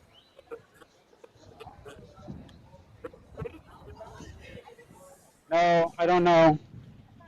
They're just holding it here. There's a ton of people. I'll show you. A ton of people lined out up here. That's what I had Footlong doing. Hanging out under the tree in the lightning storm. But I guess it's better than being on the rig. Yeah. A rope climb and then. So how many obstacles and how far are we from here, the rope? Like 2? From there.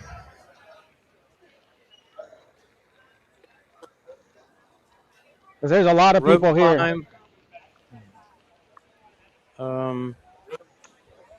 Shoot, where is that? No, the rope climb seemed like the next obstacle most people had to get to. What else is around? The chain carry is over by y'all, right? And the Hercules hoist?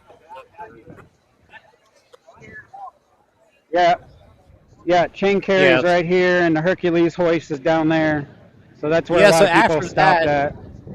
After that is basically running back towards the festival area, and you go through the multi-rig and the spear throw on the way back. And then when you get back here, you've got the slip wall and the A-frame cargo. Yep.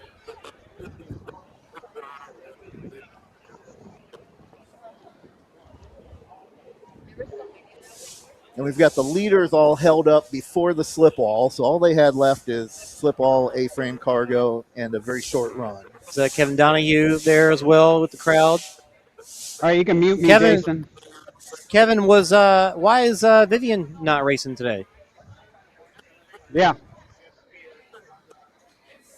I don't know that question. I know she had Abominable last weekend. Yeah. So either recovering or an injury race. Right. All right. Appreciate it, Kevin. Oh, here's staff. Here's staff. Hold up. Oh, getting some word, possibly. What's the word? Just holding for now, you think? Yeah. Okay. And then how do you think about restart? We will restart. I don't know exactly when.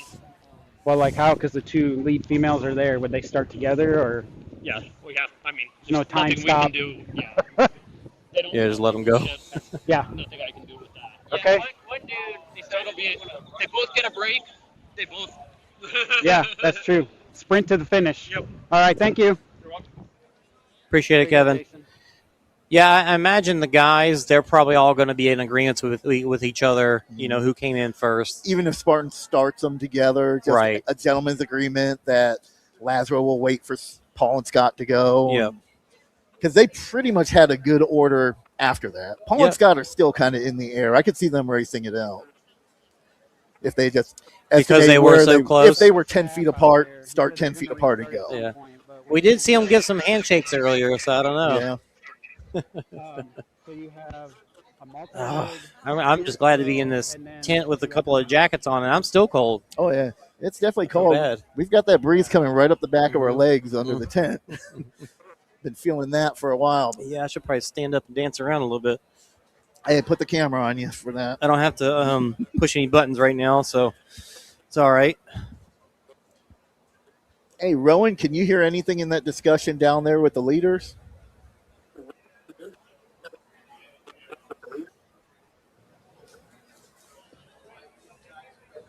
Yeah, I'm not sure if his audio is coming through. Yeah. So. All right, so we got hand signals. Have they talked about just calling it and agreeing the order? Yeah. We're more interested in the discussion among the competitors because I think that's really going to drive it here. Yeah, I think Rowan's audio is coming through kind of breaking up. Not sure why. Like Kevin's audio came through real clean. Yeah, we were like right. Go ahead, Kevin. We got to the obstacle. We're thinking about turning. I'm like, thank you, no. Well, I'm looking there, like, then I'm going. Yeah. There we go. We got it. If it is, I'll stop at the next obstacle. Yeah. So you got a multi-rig, spear throw, and then the 2 at the finish. Oh, that's it. Yeah. Oh, he's just chatting with them. What were you saying, Richard? Oh, I saw Rowan holding his shocks out. It sounded like the sound was in tune with the leader's discussion, but not sure what was being said.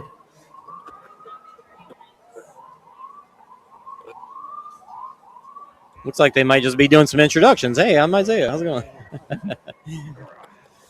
Looks like we're going to be friends for a while. Well, we were expecting a short show today, but it is we're creeping up on. We're at 2 hours for the show. No, or 3 hours. 6:45. Yeah, there's 3 hours already. I only prepared 20 minutes of material. Yeah, I've never done the 3-hour sprint show before. So with some downtime here, I was just thinking, we mentioned earlier how we kind of missed that AT&T Stadium we used to do in Arlington. This is a nice break, but don't want to make it sound like we're losing out here because. Oh, something's happening. They're actually letting the crowd out from underneath the thing, so I think they might be about to go. Getting word from Kevin. That's definitely a short delay if there was lightning. I think they said like if there's a break, they'll make it happen.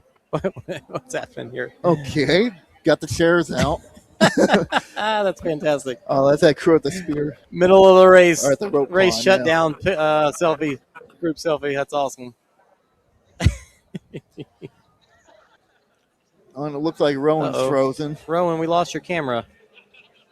What happened? Yeah. Rowan, your camera stopped. If you can pause and start it back up. I mean, his battery could have died at this point. Rowan, if your battery's dead, come to me. Yeah, here we go.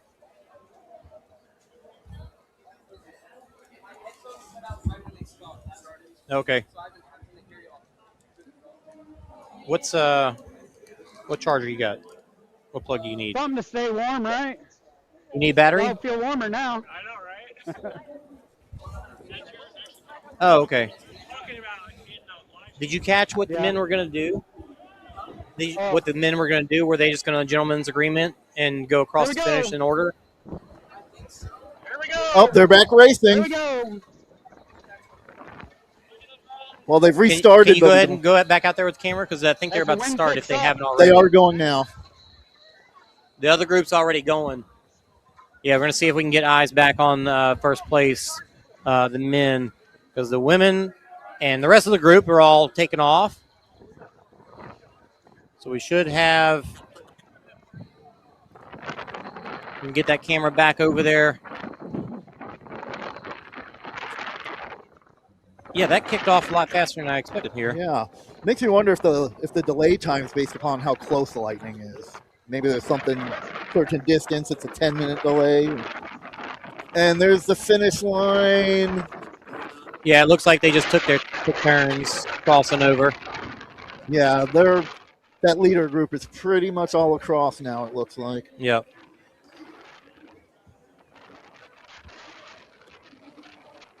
Actually, that was enough time. They could have done the slip wall in A-frame, too. Yeah, official times here. Paul Massey, Richard. Wait, what? I don't know what happened. The timing looks crazy. I'm not going to call that out yet. Yeah, because that's even within seconds of each other. Because if they just raced it from there and we missed it, then that's going to be a bummer. But I can't really imagine that's what they would have done.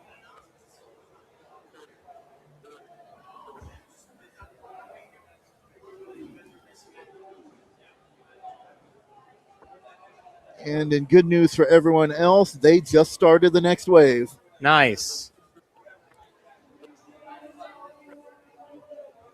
All right, well, we got to find out what happened with the men there. Rowan didn't know that the yeah, it's awesome. Good job. Get to the little thing, too, off your phone. Thanks for bearing with the weather out there. Appreciate you. So, yeah, we got to find out what happened with the men there. You know, Rowan was coming back in because he didn't know his headset was died on him, and he was trying to figure out, wanted to be able to hear us, and then they started him back up so quick. Yeah, they could have waited for Rowan to get back out there.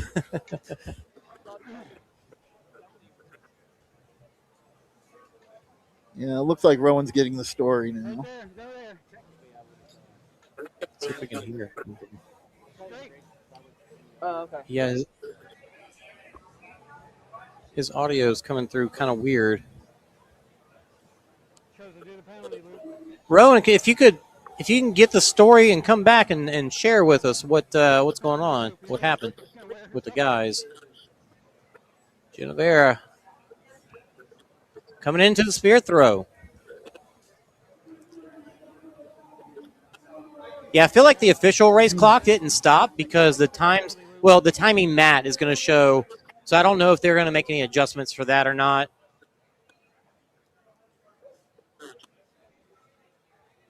It's like Luke's racing Genavera now.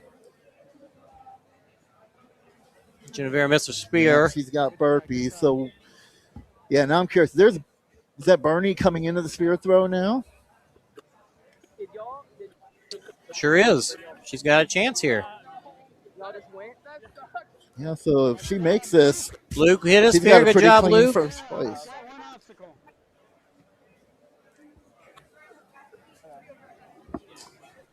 Kevin, get a shot of let's make sure we see that spear throw. Yeah, because that spear throw may decide the first place here. Oh, get that rope on the other side, Bernie. Oh, no. There's burpees. That was a lofty one. All right, so unless we see a big surprise here, I think we will likely see Genavera take first. All right, But I'm going to try and not see if I can pull in some athletes to come chat with us. Richard, you all right by yourself for a minute? Oh, yeah. I won't get you canceled. Yeah. So while Jason gets the story on the male elites, find out what they decided and how that wrapped up over there. Here you can see Genavera in the pink top working on her burpees. First place female. Second place female, Bernie Gutierrez in the purple hoodie. She got in there, the spear throw. Yeah, Genavera's out, finished her burpees, and Bernie's probably halfway through hers or so. So we should see a decent split between these two. Good separation between them. But, there's still City Hall to the finish.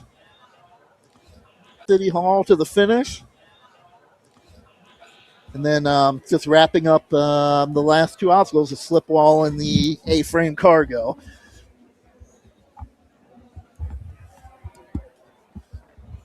Ooh. Paul Massey, thanks for joining us after that craziness that we just witnessed.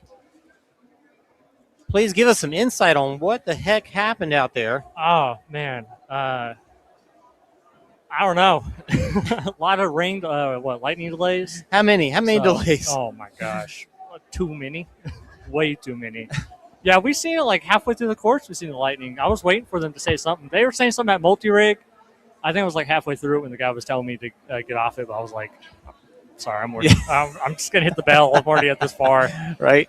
But yeah, then they stopped it right at slip wall. So yeah, okay. Much from there. So you and Lazaro were having a pretty good. You had a lead. I mean, you went out hard from the beginning. Yeah. How are you feeling? Oh, I feel great.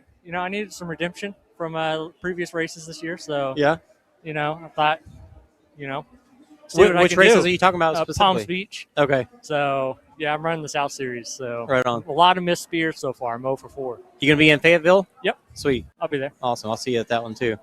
Yeah, so, good racing all the way through. Everything was pretty clean except for your spear throw.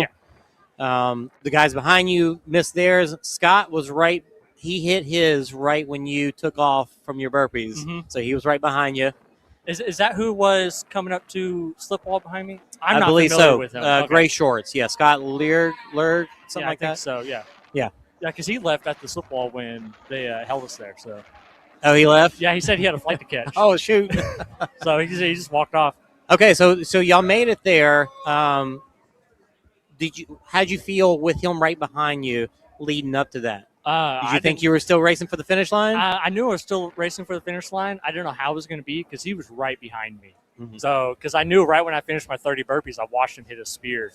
And I thought I knew finish line was coming up.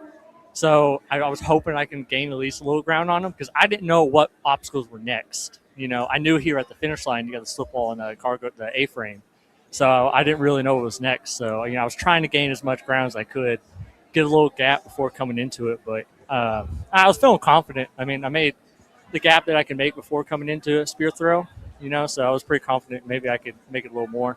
And then they held you guys at the wall. Tell me about the conversations y'all had there. Sitting there joking the whole time, trying to figure out, who's going to place what, how we're going to do it. We're sitting there joking about doing some burpees, because we're all shivering over there. So, but the guy just looked at us and said, y'all can go, So is it officially just going to be who crossed first? I think so. There was really we didn't talk that much into it. So okay, so we were watching you guys all shaking hands. We were we're wondering if y'all were doing like a gentleman's agreement on, there was some talk at start that when people started lining up over there, Mm-hmm. but I don't think the conversation can go that far after that. But I felt like we should have a little bit because I'm not saying some of it wasn't fair, but we just saw Genavera cross the finish line, first place woman. Her and the second place woman were at the rope climb together when everything got held up. Genavera just definitely made first here, though. But, yeah, for you guys, it looks like we're seeing you, Richard Shin in second, Isaiah Vidal in third, Aaron Neal in fourth, and Lazaro Perez in fifth, which is not at all as what y'all came up to the wall in. No. Yeah. I'm going to hold off on speaking about results because we'll wait and see who stands on the podium, if they change anything up or not. They may just, it is what it is. Yeah, it's unfortunate. It's one of the things that they can't control is the weather. So, unfortunately, it is what it is, even if it does come down to that. So, yeah. But, we're here. We're having fun. That's right. That's the best part about it. Everybody's starting to get on course now. Yeah, we still get a run, Yep. Absolutely. So. Well, Paul, great job out there today. Thanks for talking to us. Thank you. We'll see you in Fayetteville. Thank you. Yeah, you can sit right there. All right. Well, Richard. Huh? Oh, yeah, if you can. That'd be awesome. We're going to try and see if we can get Genavera over here to come chat. We have got still Bernie still out on course. So second place woman still out there. We're actually getting some going to get some audio here from her. Here we go. Good job. Genavera, congratulations on first place. There's Bernie right beside you. This is Jason Dupree with the OCR report talking in your ear. Hi. Hi, how's it going? There's going to be a little bit of a delay for us talking to each other. So when I say something, I can hear you just fine. But when I say something, it's going to be like a couple of seconds before you hear me and back and forth. Sounds good. Awesome. Why don't you go ahead and just give me a little retelling of what happened out there? Okay. Sure. We had quite a long delay.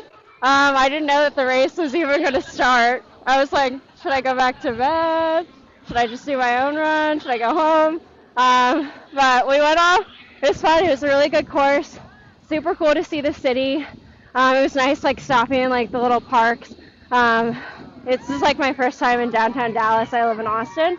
So it's super cool. I will say it was kind of frustrating to get stopped because I was freezing. It was like 2.5 miles in, but it was super fun, and I'm glad I'm done. I'm going to go take a nap. Good job. Yeah, go get yourself warmed up. Thanks for talking to us. Congratulations. Yeah, of course. Thank you. Thanks.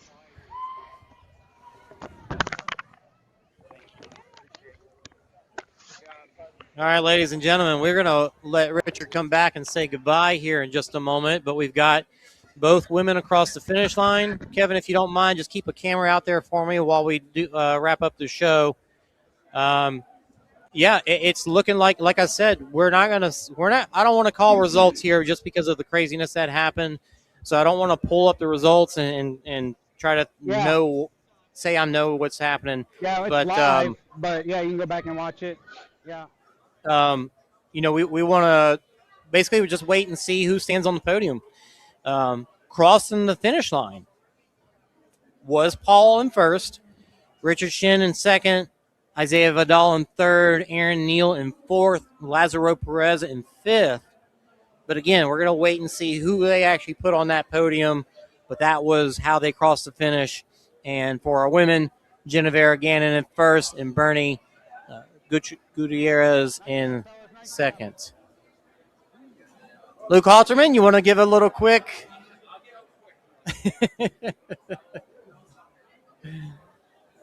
I mean, I know you got stories from out there.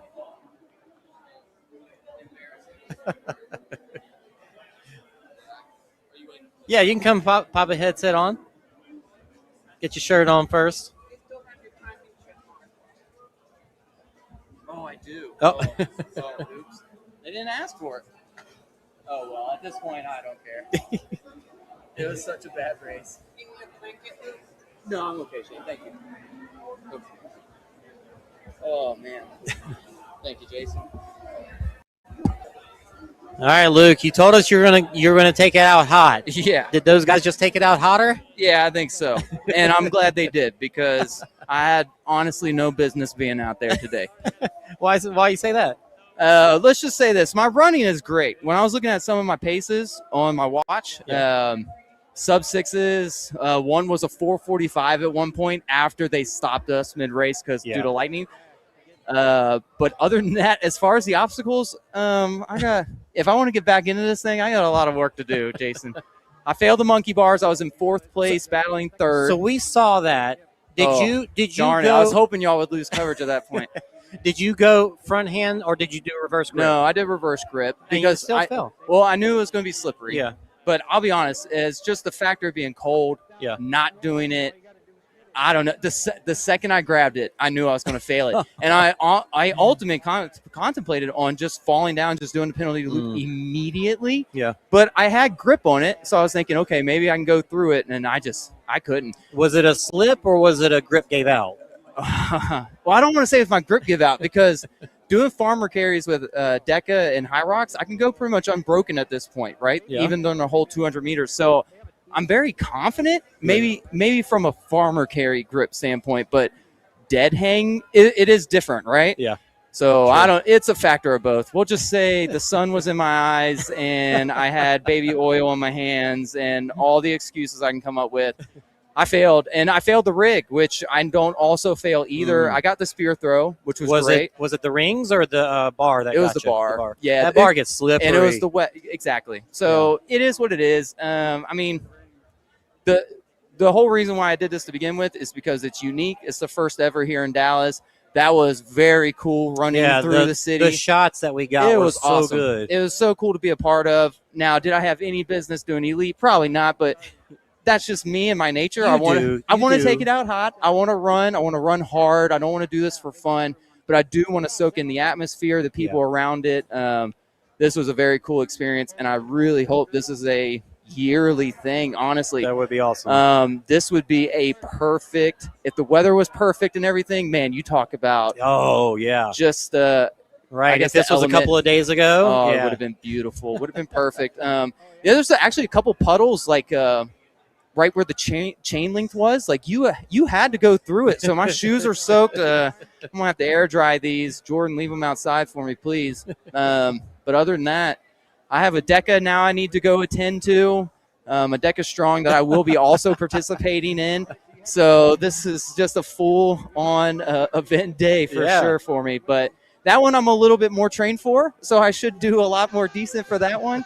But other than that, it was cool to toe the line with Isaiah Vidal. Which who ended up taking the win? Well, so they came across the finish line in this order: Paul, Richard, Isaiah. But they stopped them all at the slip wall, and then they just said go out of nowhere. So it wasn't really like. So did Chainsaw get second? According to that. Wow, good for them. But there was a group of them just standing there at the slip wall, and then they just said go, and then they just let them all cross. And so Matt Campione told me that someone was at the slip wall, stopped. When they stopped him, he goes, was there too. I have to go get a flight.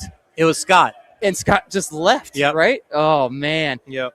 I will say stopping at mid-race hurt a lot sure. from maybe from people who are trying to compete because I don't know if you got the shot maybe from Kevin's phone, but the amount of people at the Hercoist in the chain. I mean, Kevin Donoghue and I were talking about this. If you're competing for an age group, why not maybe just skip it, I guess you could say attempt, and then run the penalty loop? It's honestly smarter than just waiting for the obstacle. Or I don't know what all the rules apply to that. I've been out of the game for a while, but, man, I mean, and then when the guy just said go, the mass of everyone just running. Oh, it was crazy, but cool experience. I'm glad to chat with Kevin a little bit earlier. Then, of course, thank you for letting me just jump in here now. Yeah, but thanks, man. I got to get this young buck who was chasing Paul the entire time I saw. Amazing. Killing it. I think Rowan was huffing and puffing more than I think he actually got a little tired was. at the end there, but he made it to the end with them. Yeah, so. Good job, Rowan. I'm proud of you. What's that? Just a little. Not too bad. Yeah, gimbal does a lot better than your hand. But now he's about to go compete in DECA. Heck yeah, man. Oh, he's smiling. He wants to, so. All right. Well, thanks, dude. Thanks for sharing. Of course, Jason. We're going to close the show out in a second. I'll get Richard back over here. All right, guys. Take care. Hopefully see you at the next DECA Fit. That's right.